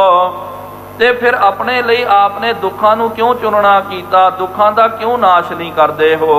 ਮਾਤ ਜਾਏ ਅਵਲੋਕਨ ਕਰਾ। ਇੱਕ ਦਿਨ ਮਾਤਾ ਜੀ ਜੋ ਹਨ ਉਹ ਗਏ ਮਹਾਰਾਜ ਜੀ ਦੇ, ਜਦੋਂ ਉਹਨਾਂ ਨੇ ਦਰਸ਼ਨ ਕਰਨੇ ਕੀਤੇ, ਲਖੈ ਗੁਰੂ ਗਤ ਚਿੰਤਾ ਧਰਾ। ਮਹਾਰਾਜ ਜੀ ਦੀ ਇਹ ਆਸ਼ਚਰਜ ਗਤੀ ਨੂੰ ਵੇਖ ਕਰਕੇ ਬਹੁਤ ਜ਼ਿਆਦਾ ਚਿੰਤਾ ਤੁਰ ਹੋ ਗਏ। ਇੱਕ ਪੁੱਤਰਾ ਪੁਨ ਬਾਲਕ ਸੋਏ। ਮਨ ਵਿੱਚ ਸੋਚਦੇ ਕਿ ਮੇਰਾ ਇੱਕੋ ਇੱਕ ਪੁੱਤਰ ਹੈ, ਉਹ ਵੀ ਬਾਲ ਅਵਸਥਾ ਦੇ ਵਿੱਚ ਹਨ। ਆਗੇ ਸੰਤਦ ਭਾਈ ਨਾ ਕੋਈ। ਹੁਣ ਇਹਨਾਂ ਤੇ ਅੱਗੇ ਇਹਨਾਂ ਦਾ ਵਿਆਹ ਕਾਰਜ ਵੀ ਨਹੀਂ ਹੋਇਆ ਤੇ ਸੰਤਾਨ ਦੀ ਪ੍ਰਾਪਤੀ ਇਹਨਾਂ ਨੂੰ ਕਿਸ ਤਰ੍ਹਾਂ ਹੋਵੇਗੀ? ਦੇਖ ਦੇਖ ਦੁਖ ਪਾਏ ਵਿਚਾਰੀ। ਵੇਖ ਵੇਖ ਕਰਕੇ ਜੀ ਉਹਨਾਂ ਦੇ ਮਨ ਵਿੱਚ ਬਹੁਤ ਜ਼ਿਆਦਾ ਦੁੱਖ ਆ ਰਿਹਾ ਕਿ ਅਗਲਾ ਗੁਰੂ ਕੌਣ ਹੋਵੇਗਾ। ਅਧਿਕ ਬਿਸੂਰਤ ਸੰਸਾ ਤਹਾਰੀ। ਬਹੁਤ ਤਰ੍ਹਾਂ ਦੇ ਨਾਲ ਝੂਠਦੇ ਹਨ, ਸੰਸਾ ਧਾਰਨ ਕਰਦੇ। ਇਹ ਸੁਤ ਕਿਉਂ ਨਾ ਬਨੋ ਅਹਲਾਦੀ। ਫਿਰ ਕਹਿੰਦੇ ਮਾਤਾ ਜੀ ਨੇ ਬੇਨਤੀ ਕੀਤੀ ਕਿ ਬੇਟਾ ਜੀ ਤੁਸੀਂ ਕਿਉਂ ਖੜੇ ਨਹੀਂ ਹੁੰਦੇ ਹੋ? ਕਿਉਂ ਇੰਨਾ ਕਸ਼ਟ ਆਪਣੇ ਤਨ ਦੇ ਉੱਤੇ ਤੁਸਾਂ ਨੇ ਜਰਨਾ ਕੀਤਾ? ਬੈਠੇ ਸ੍ਰੀ ਨਾਨਕ ਗਾਦੀ। ਤੁਹਾਨੂੰ ਯਾਦ ਰਹਿਣਾ ਚਾਹੀਦਾ ਕਿ ਤੁਸੀਂ ਆਮ ਪੁਰਖ ਨਹੀਂ ਹੋ। ਗੁਰੂ ਨਾਨਕ ਦੇਵ ਜੀ ਮਹਾਰਾਜ ਜੀ ਦੇ ਗੱਦੀ ਦੇ ਮਾਲਕ ਹੈ। ਗੁਰੂ ਮਹਾਰਾਜ ਜੀ ਦੀ, ਗੁਰੂ ਨਾਨਕ ਦੇਵ ਜੀ ਦੀ ਗੱਦੀ ਦੇ ਉੱਤੇ ਆਪ ਜੀ ਵਿਰਾਜਮਾਨ ਹੋ। ਕਿਆ ਇਹ ਦਸ਼ਾ ਆਰੰਭਨ ਕੀਨ। ਇਹ ਆਪਨੇ ਆਪਣੇ ਤਨ ਦੇ ਉੱਤੇ ਕੀ ਦਸ਼ਾ ਨੂੰ ਆਰੰਭਨਾ ਕੀਤਾ? ਸਤਿਗੁਰ ਕੋ ਕਰ ਆਨੰਦ ਵਿਹੀਨ। ਕਿਉਂਕਿ ਗੁਰੂ ਘਰ ਦੇ ਵਿੱਚ ਆਨੰਦ ਤੋਂ ਹੁਣ ਵਿਹੀਨਾ ਹੋ ਗਿਆ। ਕਿਉਂਕਿ ਜਦੋਂ ਆਪ ਜੀ ਪ੍ਰਸੰਨ ਚਿੱਤ ਰਹਿੰਦੇ ਤੇ ਗੁਰੂ ਘਰ ਦੇ ਵਿੱਚ ਨਿਤ ਨਵੇਂ ਖੇੜੇ ਹੁੰਦੇ ਸਨ। ਆਨੰਦ ਮੰਗਲਾਚਾਰ ਹੋਇਆ ਕਰਦੇ। ਜਦੋਂ ਤੋਂ ਆਪ ਜੀ ਬਿਮਾਰ ਹੋ ਗਏ, ਸੰਗਤਾਂ ਦੇ ਮਨ ਦੇ ਵਿੱਚ ਵੀ ਆਨੰਦ ਜਿਹੜਾ ਉਹ ਜਾਂਦਾ ਰਹਿ ਗਿਆ। ਕੋਈ ਆਨੰਦ ਨਹੀਂ ਹੈ, ਕੋਈ ਸੁੱਖ ਨਹੀਂ ਹੈ, ਸਾਰੇ ਚਿੰਤਾ ਤੁਰ ਹਨ, ਸਾਰੇ ਪਰੇਸ਼ਾਨ ਹਨ ਕਿ ਕੀ ਭਾਣਾ ਵਰਤੇਗਾ, ਪਾਤਸ਼ਾਹ ਜੀ ਨੇ ਕੀ ਭਾਣਾ ਵਰਤਾਉਣਾ ਹੈ ਕਰਕੇ ਆਨੰਦ ਤਾਂ ਸਾਰਿਆਂ ਦੇ ਹਿਰਦਿਓਂ ਚੱਲ ਗਿਆ। ਆਪ ਅਲੰਬ ਸੰਗਤਾ ਕੇਰੀ। ਸਾਰੀ ਸੰਗਤ ਜੋ ਹੈ ਉਹਨਾਂ ਨੂੰ ਆਪ ਜੀ ਦਾ ਹੀ ਆਸਰਾ ਹੈ। ਚੌਦਸ ਕੀ ਚਲ ਆਏ ਕਨੇਰੀ। ਹੁਣ 4 ਦਿਸਾਂ ਤੋਂ ਜਿਹੜੀਆਂ ਸੰਗਤਾਂ ਜੋ ਚੱਲ ਕਰਕੇ ਆ ਰਹੀਆਂ ਤੁਹਾਡੇ ਕੋਲ, ਉਹਨਾਂ ਨੂੰ ਤਾਂ ਆਪ ਜੀ ਦਾ ਹੀ ਆਸਰਾ ਹੈ। ਸਭ ਵਿਦ ਕੀ ਇਜਾਜ਼ਤ ਹੈ ਛੇਮ। ਉਹ ਹਰ ਤਰ੍ਹਾਂ ਦੇ ਨਾਲ ਆਪਣੀ ਛੇਮ, ਆਪਣੀ ਕਲਿਆਣ ਦੀ ਮੰਗ ਕਰਦੇ। ਦੇ ਤੋ ਆਪ ਜੇ ਸ਼ਰਧਾ ਨੇਮ। ਜਿਨ੍ਹਾਂ ਦੀ ਮਨ ਦੇ ਵਿੱਚ ਬਹੁਤ ਜ਼ਿਆਦੀ ਸ਼ਰਧਾ ਹੋਵੇ, ਭਾਵਨਾ ਹੋਵੇ, ਉਹਨਾਂ ਨੂੰ ਆਪ ਜੀ ਗੁਰੂ ਘਰ ਦੇ ਵੱਲੋਂ ਖੁਸ਼ੀ ਦਾ ਦਾਨ ਦਿੰਦੇ ਹੋ। ਉਹਨਾਂ ਨੂੰ ਆਨੰਦ ਦਾ ਦਾਨ ਦੇ ਕਰਕੇ ਉਹਨਾਂ ਦੀ ਦੁੱਖ ਪੀੜਾ ਤਕਲੀਫ ਨੂੰ ਆਪ ਹਰ ਕਰਕੇ ਉਹਨਾਂ ਨੂੰ ਸੁੱਖਾਂ ਦਾ ਦਾਨ ਦੇ ਦਿੰਦੇ ਹੋ। ਨਿਜ ਤਨ ਦਿਸ ਕਿਉਂ ਦੇਖਤ ਨਾਹੀ। ਇਸ ਤਰ੍ਹਾਂ ਮਹਾਰਾਜ ਤੁਸੀਂ ਤਾਂ ਸੁਖ ਦਾਤੇ ਹੋ, ਸਰਬ ਸੁੱਖਾਂ ਕਾ ਦਾਤਾ ਸਤਿਗੁਰ ਤਾਂ ਕੀ ਸ਼ਰਣੀ ਪਾਈ ਹੈ। ਤੁਸੀਂ ਤਾਂ ਸੁੱਖਾਂ ਦੇ ਦਾਤੇ ਹੋ, ਦੂਜਿਆਂ ਨੂੰ ਸੁੱਖ ਦੇਣ ਵਾਲੇ ਆਪ ਜੀ ਨੂੰ ਦੁੱਖ ਕਿਉਂ ਪ੍ਰਾਪਤ ਹੋ ਰਿਹਾ ਹੈ? ਆਪ ਜੀ ਦੂਜਿਆਂ ਦਾ ਸੰਕਟ ਹਰਦੇ ਹੋ, ਪੀੜਾ ਹਰਦੇ ਹੋ, ਆਪਣੇ ਤਨ ਦਾ ਸੰਕਟ, ਆਪਣੇ ਤਨ ਦੀ ਪੀੜਾ ਨੂੰ ਕਿਉਂ ਨਹੀਂ ਹਾਰ ਰਹੇ ਹੋ? ਇਹ ਮਨ ਵਿੱਚ ਸਾਡੇ ਸਮਝ ਨਹੀਂ ਆ ਰਿਹਾ। ਅਜਹੁ ਬਾਲ ਆਰ ਬਲ ਮਾਹੀ। ਹੁਣ ਆਪ ਜੀ ਬਾਲ ਅਵਸਥਾ ਦੇ ਵਿੱਚ ਹੋ। ਹਾਂ, ਇੱਕ ਉਮਰ ਤੋਂ ਬਾਅਦ ਬਜ਼ੁਰਗ ਅਵਸਥਾ ਦੇ ਵਿੱਚ ਜੇ ਇਸ ਤਰ੍ਹਾਂ ਆਪ ਜੀ ਕਰਦੇ ਤਾਂ ਕੋਈ ਗੱਲ ਨਹੀਂ ਹੁੰਦੀ। ਫਿਰ ਤਾਂ ਆਪਾਂ ਨੂੰ ਵੀ ਲੱਗਦਾ ਨਾ ਜੀ ਚਲੋ ਜੀ ਉਮਰ ਕਰਕੇ ਸਿਆਣੇ ਹੋ ਗਏ, ਬਿਮਾਰੀਆਂ ਆਉਂਦੀਆਂ, ਤਨ ਜਦੋਂ ਬੁੱਢਾ ਹੋ ਜਾਂਦਾ ਨਾ, ਗੁਰਮੁਖੋ ਯਾਦ ਰੱਖੋ ਜਿੰਨਾ ਮਰਜੀ ਬੰਦਾ ਸਵਸਥ ਹੋਵੇ, ਲੇਕਿਨ ਬੁਢਾਪੇ ਦੇ ਵਿੱਚ ਬਿਮਾਰੀਆਂ ਲੱਗ ਹੀ ਜਾਂਦੀਆਂ। ਉਹ ਗੱਲ ਵੱਖਰੀ ਹੈ, ਲੇਕਿਨ ਬਚਪਨ ਦੇ ਵਿੱਚ, ਚੜ੍ਹਦੀ ਉਮਰ ਦੇ ਵਿੱਚ ਬਿਮਾਰੀ ਲੱਗ ਜਾਵੇ ਠੀਕ ਨਹੀਂ ਹੁੰਦੀ ਹੈ ਗੱਲ। ਪੂਰਬ ਤੇ ਬੈਠਤ ਚਲ ਆਈ। ਹੁਣ ਪਹਿਲਾਂ ਤੋਂ ਹੀ ਆਪ ਜੀ ਆ ਕਰਕੇ ਜੋ ਬੈੰਦੇ ਹੋ, ਲਾਇਕ ਬਨੇ ਪਾਏ ਗੁਰ ਆਈ। ਹੁਣ ਆਪ ਜੀ ਤੋਂ ਬਾਅਦ ਗੁਰਤਾ ਗਤੀ ਨੂੰ ਕੌਣ ਪ੍ਰਾਪਤ ਕਰੇਗਾ? ਕੌਣ ਗੁਰੂ ਘਰ ਦੇ ਵਿੱਚ ਕੋਈ ਲਾਇਕ ਵੀ ਬੰਦਾ ਨਹੀਂ ਹੈ। ਅਸਨਹ ਕਰੋ ਮਿਟਹਿ ਗੁਰ ਗਾਦੀ। ਮਾਤਾ ਜੀ ਨੇ ਬੇਨਤੀ ਕੀਤੀ, ਮਹਾਰਾਜ ਚਲੋ ਤੁਹਾਨੂੰ ਆਪਣੇ ਤਨ ਦੀ ਪਰਵਾਹ ਨਾ ਹੋਵੇ ਨਾ ਸਹੀ, ਲੇਕਿਨ ਤੁਹਾਨੂੰ ਇਸ ਗੱਦੀ ਦਾ ਧਿਆਨ ਰੱਖਣਾ ਚਾਹੀਦਾ। ਤੁਹਾਨੂੰ ਇਸ ਪੋਸਟ ਦਾ, ਜਿਸ ਥਾਂ ਤੇ ਤੁਸੀਂ ਬੈਠੇ ਹੋਏ ਹੋ, ਇਹਦੀ ਮਰਿਆਦਾ ਦਾ ਤੁਹਾਨੂੰ ਧਿਆਨ ਰੱਖਣਾ ਚਾਹੀਦਾ। ਕਿੱਥੇ ਇਹ ਨਾ ਹੋਵੇ ਕਿ ਆਪ ਜੀ ਦੇ ਨਾਲ ਗੁਰਤਾ ਗੱਦੀ ਮਿਟ ਜਾਵੇ, ਖਤਮ ਹੋ ਜਾਵੇ। ਕਿਉਂਕਿ ਜਿੱਥੇ ਸ੍ਰੇਸ਼ਟ ਉੱਤਰਾਧਿਕਾਰੀ ਨਹੀਂ ਪ੍ਰਾਪਤ ਹੁੰਦੇ ਹਨ ਤੇ ਫਿਰ ਉੱਥੇ ਉਹ ਗਦੀਆਂ ਖਤਮ ਹੋ ਜਾਂਦੀਆਂ, ਉਹ ਜਥੇਬੰਦੀ ਸਭ ਖਤਮ ਹੋ ਜਾਂਦੀ ਹੈ। ਇਸ ਲਈ ਨਾ ਯਾਦ ਰੱਖਣਾ ਚਾਹੀਦਾ, ਕੋਈ ਵੀ ਜਿਹੜੀ ਜਥੇਬੰਦੀ ਹੁੰਦੀ ਹੈ, ਕੋਈ ਵੀ ਸੰਪਰਦਾਇ ਆਦਿਕ ਪੰਥ ਆਦਿਕ, ਉਹਦੇ ਵਿੱਚ ਉੱਤਰਾਧਿਕਾਰੀ ਜਦੋਂ ਚੁਣਦੇ ਹਨ ਤੇ ਉਹਨੂੰ ਵੇਖ ਕਰਕੇ ਸਮਝ ਕਰਕੇ ਚੜ੍ਹਦੀ ਕਲਾ ਵਾਲੇ ਨੂੰ ਚੁਣਨਾ ਚਾਹੀਦਾ। ਕਈ ਥਾਵਾਂ ਤੇ ਨਾ ਸਾਧ ਸੰਗਤ ਜੀ ਆਪਾਂ ਪ੍ਰਤੱਖ ਵੇਖਦੇ ਹਾਂ, ਕਈ ਜਥੇਬੰਦੀਆਂ ਇਹੋ ਜਿਹੀਆਂ ਹੁੰਦੀਆਂ, ਉਸ ਜਥੇਬੰਦੀ ਦੇ ਵਿੱਚ ਕੋਈ ਗੰਦਾ ਬੰਦਾ ਬੈਠ ਜਾਵੇ, ਨਲਾਇਕ ਬੰਦਾ ਬੈਠ ਜਾਵੇ, ਸੱਚ ਜਾਣੋ ਉਹ ਆਪਣੇ ਨਾਲ ਸਾਰੀ ਜਥੇਬੰਦੀ ਨੂੰ ਤੈਸ ਨੈਸ ਕਰ ਦਿੰਦਾ, ਸਾਰਿਆਂ ਦਾ ਨਾਮੋ ਨਿਸ਼ਾਨ ਮਿਟਾ ਦਿੰਦਾ, ਖੁਰਾ ਖੋਜ ਖਤਮ ਕਰ ਦਿੰਦਾ। ਇਸ ਕਰਕੇ ਸਿਆਣੇ ਕਹਿੰਦੇ ਕਿ ਫਿਰ ਜਥੇਬੰਦੀ ਸਿਰਫ ਇੱਕ ਵਿਅਕਤੀ ਕਰਕੇ ਨਹੀਂ ਹੁੰਦੀ ਹੈ, ਸੰਸਥਾ ਕਰਕੇ ਜਥੇ ਕਰਕੇ ਹੁੰਦੀ ਹੈ। ਫਿਰ ਜਥੇ ਨੂੰ ਚਾਹੀਦਾ ਕਿ ਲਾਇਕ ਬੰਦਾ, ਯੋਗ ਬੰਦਾ ਚੁਣਨਾ ਚਾਹੀਦਾ। ਕਈ ਜਥੇਬੰਦੀਆਂ ਆਪਾਂ ਵੇਖੀਆਂ, ਲੇਕਿਨ ਜਿੱਥੇ ਕੋਈ ਨਲਾਇਕ ਬੰਦਾ ਕਿਸੇ ਕਾਰਨ ਕਰਕੇ ਉੱਥੇ ਆਗੂ ਬਣ ਜਾਵੇ ਤੇ ਫਿਰ ਭਾਈ ਗੁਰਦਾਸ ਸਾਹਿਬ ਜੀ ਨੇ ਕਿਹਾ ਨਾ, ਅੰਨਾ ਆਗੂ ਜੇ ਥੀਐ ਸਭ ਸਾਥ ਮੁਹਾਣਾ, ਕਿ ਆਗੂ ਜੇ ਅੰਧਾ ਆ ਗਿਆ, ਨਿਕੰਮਾ ਨਲਾਇਕ ਆਗੂ ਬਣ ਕੇ ਕੋਈ ਬੈਠ ਗਿਆ, ਉਹ ਤਾਂ ਡੁੱਬੀ ਜਾਣਾ, ਲੇਕਿਨ ਉਹਨੇ ਸਾਰੀ ਕੌਮ ਨੂੰ ਡੋਬ ਕੇ ਰੱਖ ਦੇਣਾ, ਆਪਣੇ ਪਿੱਛੇ ਜਿਹੜੇ ਵੀ ਆਉਂਦੇ ਸਾਰਿਆਂ ਨੂੰ ਉਹ ਡੋਬ ਕੇ ਰੱਖ ਦਿੰਦਾ। ਇਸ ਕਰਕੇ ਗੁਰਮੁਖੋ ਯਾਦ ਰੱਖੋ, ਕੋਈ ਵੀ ਜਥੇਬੰਦੀ ਦੇ ਵਿੱਚ ਜੇ ਉਹ ਰਾਜਨੈਤਿਕ ਤੌਰ ਤੇ ਹੋਵੇ, ਧਾਰਮਿਕ ਤੌਰ ਤੇ, ਦੋ ਤਰ੍ਹਾਂ ਦੇ ਆਗੂ ਹੁੰਦੇ, ਇੱਕ ਤਾਂ ਧਾਰਮਿਕ ਤੇ ਇੱਕ ਰਾਜਨੈਤਿਕ। ਰਾਜਨੈਤਿਕ ਆਗੂ ਜੇ ਗੰਦਾ ਮਿਲ ਗਿਆ, ਉਹ ਵੀ ਕੌਮ ਦਾ ਬੇੜਾ ਗਰਕ ਕਰ ਦਿੰਦਾ, ਉਹ ਵੀ ਫਿਰ ਸਾਰਿਆਂ ਨੂੰ ਖਤਮ ਕਰਕੇ ਰੱਖ ਦਿੰਦਾ। ਧਾਰਮਿਕ ਵੀ ਆਗੂ ਜਿਹੜਾ ਹੈ, ਕੋਈ ਬੇਈਮਾਨ ਜੇ ਬੈਠ ਗਿਆ ਤੇ ਉਹਨੇ ਵੀ ਸਾਰੀ ਜਥੇਬੰਦੀ ਨੂੰ ਉਹਨੇ ਖਤਮ ਕਰ ਦੇਣਾ। ਇਸ ਕਰਕੇ ਆਗੂ ਜਦੋਂ ਚੁਣਦੇ, ਸਿਆਣੇ ਕਹਿੰਦੇ ਸਮਝਦਾਰੀ ਦੇ ਨਾਲ ਸੋਚ ਸਮਝ ਕਰਕੇ ਚੁਣਨਾ ਚਾਹੀਦਾ।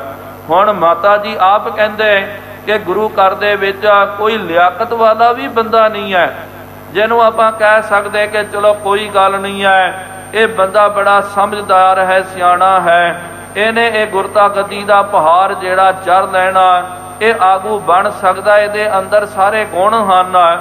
ਹੁਣ ਉਹ ਵੀ ਕੋਈ ਲਿਆਕਤ ਵਾਲਾ ਬੰਦਾ ਸਾਡੇ ਕੋਲ ਇਰਦ ਗਿਰਦ ਨਜ਼ਰ ਨਹੀਂ ਆ ਰਿਹਾ।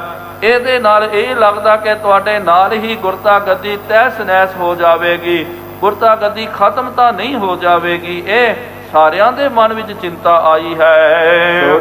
ਸਭ ਸ਼ਰੀਕ ਸੁਬਾਦੀ, ਨਾਲ ਜਿੰਨੇ ਵੀ ਜਿਹੜੇ ਦੂਜੇ ਤੀਜੇ ਸੋਢੀ ਹਨ, ਸਾਰੇ ਸ਼ਰੀਕਾ ਕਰਦੇ ਤੇ ਬਾਦੀ ਹਨ। ਬਾਦੀ ਦਾ ਮਤਲਬ ਬੜੇ ਝਗੜਾਲੂ ਹਨ, ਉਹਨਾਂ ਦੇ ਅੰਦਰ ਇੱਕ ਵੀ ਗੁਣ ਨਹੀਂ ਹੈ।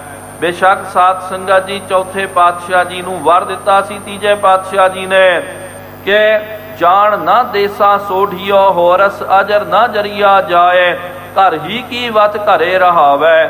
ਇਹ ਬਚਨ ਕੀਤਾ ਸੀ ਕਿ ਘਰ ਦੀ ਚੀਜ਼ ਘਰ ਵਿੱਚ ਰਵੇਗੀ, ਸੋਢੀ ਪਰਿਵਾਰ ਦੇ ਵਿੱਚ ਗੁਰਤਾ ਗੱਦੀ ਰਵੇਗੀ, ਤੇ ਨਾਲ ਇਹ ਵੀ ਕਿਹਾ ਇੱਕ ਗੁਰੂ ਬਣੇਗਾ, ਬਾਕੀ ਕਈ ਜਿਹੜੇ ਗੁਰੂ ਦੋਖੀ ਬਣ ਜਾਣਗੇ। ਇਸ ਕਰਕੇ ਗੁਰਮੁਖੋ ਇੱਕ ਗੱਲ ਤੁਸੀਂ ਵਿਚਾਰ ਕਰਨਾ ਕਰੋ ਕਿ ਗੁਰੂ ਘਰ ਦੇ ਵਿੱਚ ਜਦੋਂ ਤੱਕ ਇਹ ਜਾਮੇ ਆਏ, 10ਵੇਂ ਜਾਮੇ ਪਰਯੰਤ ਤੱਕ, ਜਿੱਥੇ ਗੁਰੂ ਜਿਹੜੇ ਹਨ ਸੋਢੀ ਪਰਿਵਾਰ ਦੇ ਵਿੱਚੋਂ ਹੋਏ, ਨਾਲ ਦੇ ਨਾਲ ਜਿਹੜੇ ਗੁਰੂ ਦੋਖੀ ਹਨ, ਧੀਰ ਮਲੀਏ, ਰਾਮ ਰਾਏ, ਜੇ ਮੀਣੇ ਜਿਹੜੇ ਹਨ, ਇਹ ਕੌਣ ਸੀ? ਇਹ ਵੀ ਤਾਂ ਸੋਢੀ ਪਰਿਵਾਰ ਦੇ ਵਿੱਚੋਂ, ਇਹ ਵੀ ਤਾਂ ਇਹਨਾਂ ਦਾ ਵੀ ਸੰਬੰਧ ਸਿੱਧਾ ਗੁਰੂ ਘਰ ਦੇ ਨਾਲ ਸੀ, ਲੇਕਿਨ ਗੁਰੂ ਘਰ ਦੇ ਵਿੱਚ ਰਹਿ ਕਰਕੇ ਇਹਨਾਂ ਨੇ ਬੇਈਮਾਨੀਆਂ ਕੀਤੀਆਂ, ਗੱਦਾਰੀਆਂ ਕੀਤੀਆਂ। ਇੱਕ ਪਾਸੇ ਇੱਕ ਗੁਰੂ ਬਣਦਾ ਤੇ ਦੂਜਾ ਗੁਰੂ ਦੋਖੀ ਬਣ ਜਾਂਦਾ।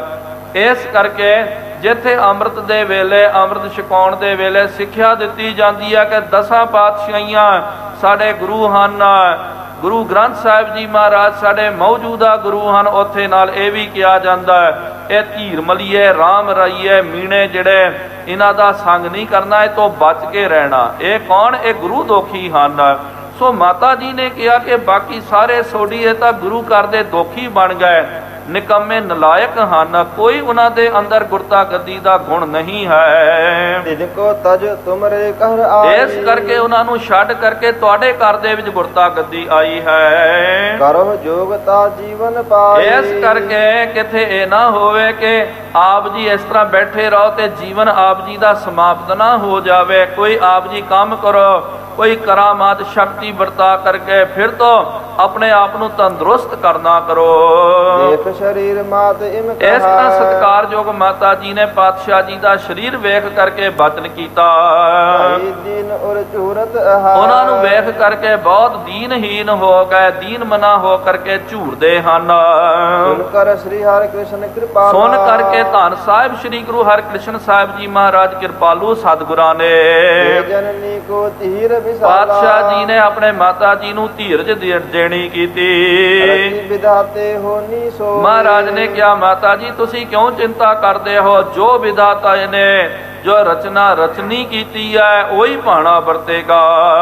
ਨਾ ਕਰ ਉਪਾਏ ਜੇ ਕੋਈ, ਜੇ ਉਹਦੇ ਭਾਣੇ ਨੂੰ ਮੇਟਣ ਦੇ ਲਈ ਬੰਦਾ ਜਿੰਨੇ ਮਰਜੀ ਯਤਨ ਕਰਨਾ ਕਰੇ ਉਹਦੇ ਭਾਣੇ ਨੂੰ ਕੋਈ ਮੇਟ ਨਹੀਂ ਸਕਦਾ।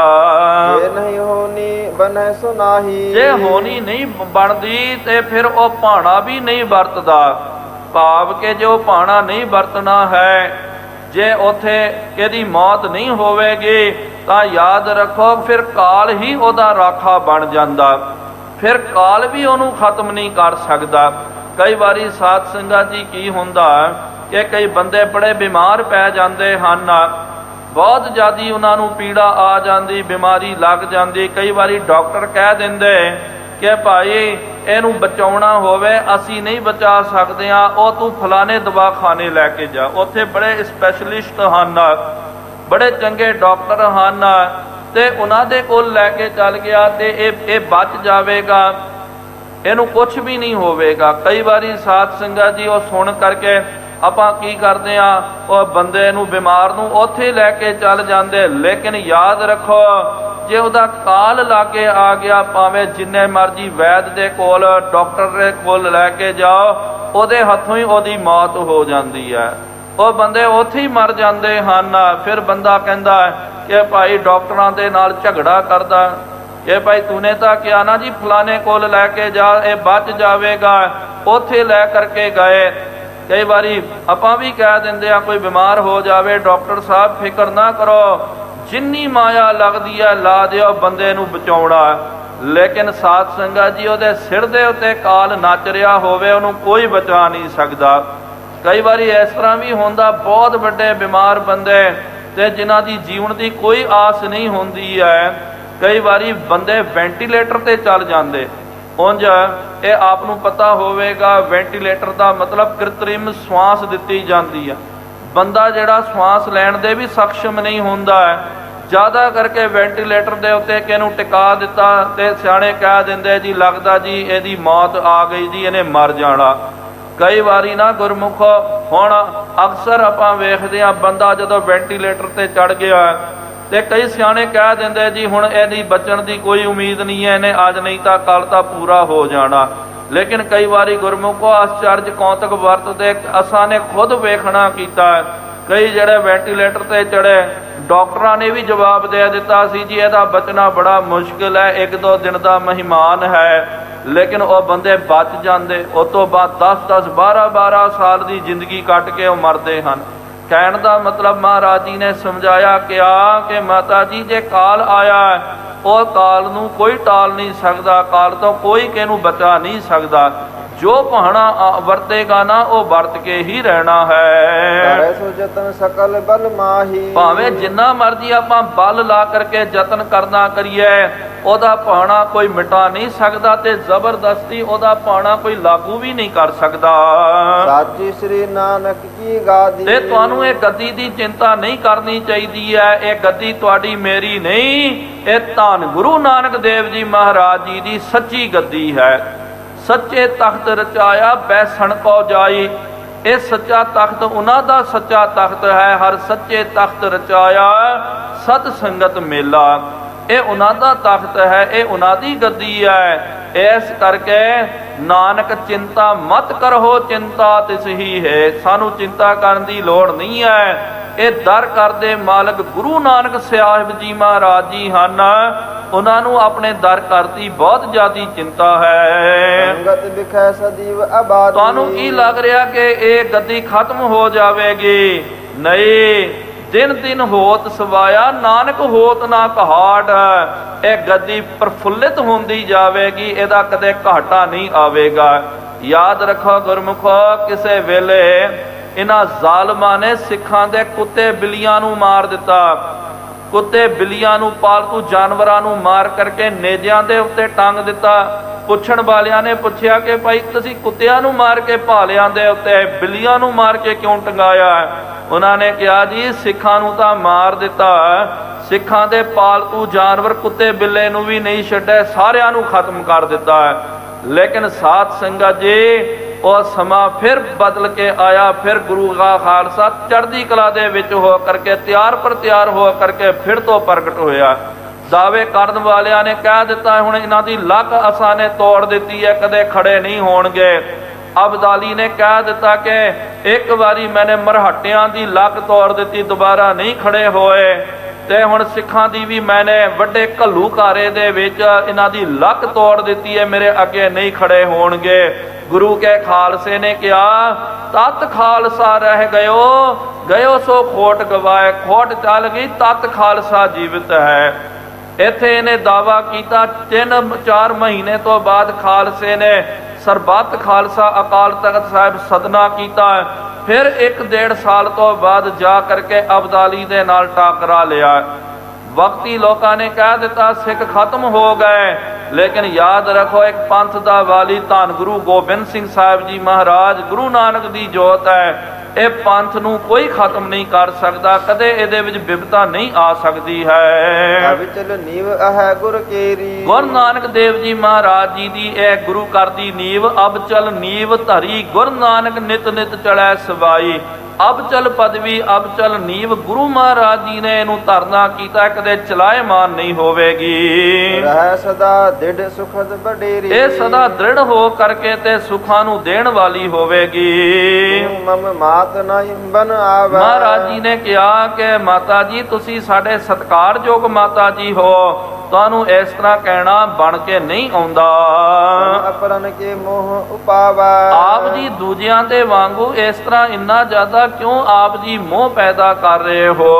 ਤੁਹਾਡੇ ਮਨ ਦੇ ਵਿੱਚ ਇਹ ਮੋਹ ਦਾ ਲੇਸ਼ ਨਹੀਂ ਹੋਣਾ ਚਾਹੀਦਾ। ਇਹ ਤਾਂ ਚੱਲਦਾ ਹੀ ਰਹਿੰਦਾ ਹੈ। ਇਹ ਸਮਾਂ ਜਿਹੜਾ ਨਾ ਤਬਦੀਲ ਹੁੰਦਾ ਰਹਿੰਦਾ, ਤੇ ਜੋ ਰੱਬ ਦਾ ਭਾਣਾ ਹੈ ਉਹਦਾ ਭਾਣਾ ਉਹ ਵਰਤ ਕੇ ਹੀ ਰਵੇਗਾ।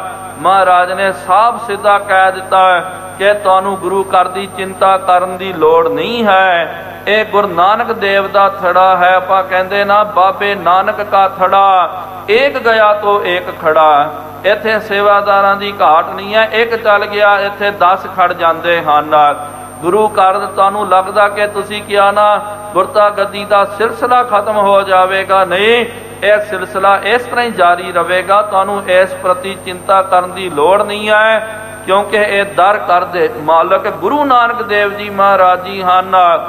ਉਹ ਇਸ ਘਰ ਦੇ ਵਲੀ ਵਾਲੀ ਹਨ, ਉਹਨਾਂ ਨੇ ਆਪ ਇਹਦੀ ਚਿੰਤਾ ਕਰਨੀ ਹੈ। ਇਨੀਆਂ ਕੋ ਸਾਧ ਸੰਗਤ ਜੀ ਬੇਨਤੀਆਂ ਪ੍ਰਵਾਨ ਕਰਨਾ ਕਰੋ। ਵਿਚਾਰ ਕਰਦਿਆਂ ਬੇਅੰਤ ਗਲਤੀਆਂ ਹੋ ਗਈਆਂ ਜੀਓ, ਮਾਫੀ ਬਖਸ਼ਣੀ। ਅੱਗੇ ਤੋਂ ਸੁਮਤ ਆਓ ਸਾਰੇ ਗੱਜ ਵੱਜ ਕਰਕੇ ਫਤਿਹ ਬੁਲਾਈਏ। ਵਾਹਿਗੁਰੂ ਜੀ ਕਾ ਖਾਲਸਾ, ਵਾਹਿਗੁਰੂ ਜੀ ਕੀ ਫਤਿਹ। ਅਚੁੱਤ ਹੈ ਪਾਰ ਬ੍ਰਹਮ, ਬਿਨਾਸੀ ਅਗਨਾਸ। ਹੈ ਪੂਰਨ ਹੈ ਸਰਬ ਮੈਂ ਦੁਖ ਭੰਜਨ ਗੁਣਤਾਸ। ਹੈ ਸੰਗੀ ਹੈ ਨਿਰੰਕਾਰ, ਹੈ ਨਿਰਗੁਣ ਸਭ ਟੇਕਾ। ਹੈ ਗੋਬਿੰਦ ਹੈ ਗੁਣ ਨਿਧਾਨ, ਜਾਂ ਕੈ ਸਦਾ ਵਿਵੇਕ। ਹੈ ਅਪਰੰਪਰ ਹਰ ਹਰੇ, ਹੈ ਪੀ ਹੋਵਨ ਹਾਰ। ਹੈ ਸੰਤਾਂ ਕੈ ਸਦਾ ਸੰਗ, ਨਿਧਾਰਾ ਆਧਾਰ। ਹੈ ਠਾਕੁਰ ਹਉ ਦਾਸ ਰੋ, ਮੈਂ ਨਿਰਗੁਣ ਗੁਣ ਨਹੀਂ ਕੋਏ। ਨਾਨਕ ਦੀਜੈ ਨਾਮ ਦਾਨ, ਰਾਖਾਹੀਐ ਆਏ ਪ੍ਰਭ ਸ਼ਰਨਾਗਤੀ। ਕਿਰਪਾ ਨਿਧ ਦਇਆਲ, ਏਕ ਅੱਖਰ ਹਰ ਮਨ ਬਸਤ। ਨਾਨਕ ਹੋਤ ਨਿਹਾਲ, ਵਾਹਿਗੁਰੂ ਨਾਮ ਜਹਾਜ ਹੈ। ਚੜ੍ਹੈ ਸੋ ਉਤਰੈ ਪਾਰ, ਜੋ ਸ਼ਰਧਾ ਕਰ ਸੇਵੰਦੇ ਗੁਰ ਪਾਰ ਉਤਾਰਨ ਕਥਾ ਨਿਤਾ ਪ੍ਰਤ ਹੋਤ ਹੈ ਸੁਣੋ ਸੁ ਸਿੰਘ ਸੁਜਾਨ ਨਾਨਕ ਗੁਰੂ ਗੋਬਿੰਦ ਸਿੰਘ ਜੀ ਸਦਾ ਕਰੈ ਕਲਿਆਣ ਨਾਨਕ ਗੁਰੂ ਗੋਬਿੰਦ ਸਿੰਘ ਜੀ ਸਦਾ ਕਰੈ ਕਲਿਆਣ ਇਕ ਓੰਕਾਰ ਸਤਨਾਮ ਕਰਤਾ ਪੁਰਖ ਨਿਰਭਉ ਨਿਰਵੈਰ ਅਕਾਲ ਮੂਰਤ ਅਜੂਨੀ ਸੈਭੰ ਗੁਰ ਪ੍ਰਸਾਦ ਜਪ ਆਦ ਸੱਚ ਜੁਗਾਦ ਸੱਚ ਹੈ ਭੀ ਸੱਚ ਨਾਨਕ ਹੋਸੀ ਭੀ ਸੱਚ ਇਕ ਓੰਕਾਰ ਸਤਨਾਮ ਕਰਤਾ ਪੁਰਖ ਨਿਰਭਉ ਨਿਰਵੈਰ ਅਕਾਲ ਮੂਰਤ ਅਜੂਨੀ ਸੈਭੰ ਗੁਰ ਪ੍ਰਸਾਦ ਜਪ ਆਦ ਸੱਚ ਜੁਗਾਦ ਸੱਚ ਹੈ ਭੀ ਸੱਚ ਨਾਨਕ ਹੋਸੀ ਭੀ ਸੱਚ ਇਕ ਓੰਕਾਰ ਸਤਨਾਮ ਕਰਤਾ ਪੁਰਖ ਨਿਰਭਉ ਨਿਰਵੈਰ ਅਕਾਲ ਮੂਰਤ ਅਜੂਨੀ ਸੈਭੰ ਗੁਰ ਪ੍ਰਸਾਦ ਜਪ ਆਦ ਸੱਚ ਜੁਗਾਦ ਸੱਚ ਹੈ ਭੀ ਸੱਚ ਨਾਨਕ ਹੋਸੀ ਭੀ ਸੱਚ ਇਕ ਓੰਕਾਰ ਸਤਨਾਮ ਕਰਤਾ ਪੁਰਖ ਨਿਰਭਉ ਨਿਰਵੈਰ ਅਕਾਲ ਮੂਰਤ ਅਜੂਨੀ ਸੈਭੰ ਗੁਰ ਪ੍ਰਸਾਦ ਜਪ ਆਦ ਸੱਚ ਜੁਗਾਦ ਸੱਚ ਹੈ ਭੀ ਸੱਚ ਨਾਨਕ ਹੋਸੀ ਭੀ ਸੱਚ ਇਕ ਓੰਕਾਰ ਸਤਨਾਮ ਕਰਤਾ ਪੁਰਖ ਨਿਰਭਉ ਨਿਰਵੈਰ ਅਕਾਲ ਮੂਰਤ ਅਜੂਨੀ ਸੈਭੰ ਗੁਰ ਪ੍ਰਸਾਦ ਜਪ ਆਦ ਸੱਚ ਜੁਗਾਦ ਸੱਚ ਹੈ ਭੀ ਸੱਚ ਨਾਨਕ ਹੋਸੀ ਭੀ ਸੱਚ ਵਾਹੋ ਵਾਹੋ ਗੋਬਿੰਦ ਸਿੰਘ ਜੀ ਆਹੋ ਆਹੋ ਗੋਬਿੰਦ ਸਿੰਘ ਜੀ ਕਲਗੀਆਂ ਵਾਲੇ ਗੋਬਿੰਦ ਸਿੰਘ ਜੀ ਕਲਗੀਆਂ ਵਾਲੇ ਗੋਬਿੰਦ ਸਿੰਘ ਜੀ ਬਾਜਾਂ ਵਾਲੇ ਗੋਬਿੰਦ ਸਿੰਘ ਜੀ ਬਾਜਾਂ ਵਾਲੇ ਗੋਬਿੰਦ ਸਿੰਘ ਜੀ ਫੌਜਾਂ ਵਾਲੇ ਗੋਬਿੰਦ ਸਿੰਘ ਜੀ ਫੌਜਾਂ ਵਾਲੇ ਗੋਬਿੰਦ ਸਿੰਘ ਜੀ ਜੋਜੀ ਪਿਆਰੇ ਗੋਬਿੰਦ ਸਿੰਘ ਜੀ ਜੋਜੀ ਪਿਆਰੇ ਗੋਬਿੰਦ ਸਿੰਘ ਜੀ ਵਾਹੋ ਵਾਹੋ ਗੋਬਿੰਦ ਸਿੰਘ ਜੀ ਵਾਹੋ ਵਾਹੋ ਗੋਬਿੰਦ ਸਿੰਘ ਜੀ ਵਾਹੋ ਵਾਹੋ ਗੋਬਿੰਦ ਸਿੰਘ ਜੀ ਵਾਹੋ ਵਾਹੋ ਗੋਬਿੰਦ ਸਿੰਘ ਧੰਨ ਜੀ ਸਾਹਿਬ ਸ੍ਰੀ ਗੁਰੂ ਨਾਨਕ ਦੇਵ ਜੀ ਮਹਾਰਾਜ ਧੰਨ ਧੰਨ ਸਾਹਿਬ ਸ੍ਰੀ ਗੁਰੂ ਗੋਬਿੰਦ ਸਿੰਘ ਸਾਹਿਬ ਜੀਓ ਮਹਾਰਾਜ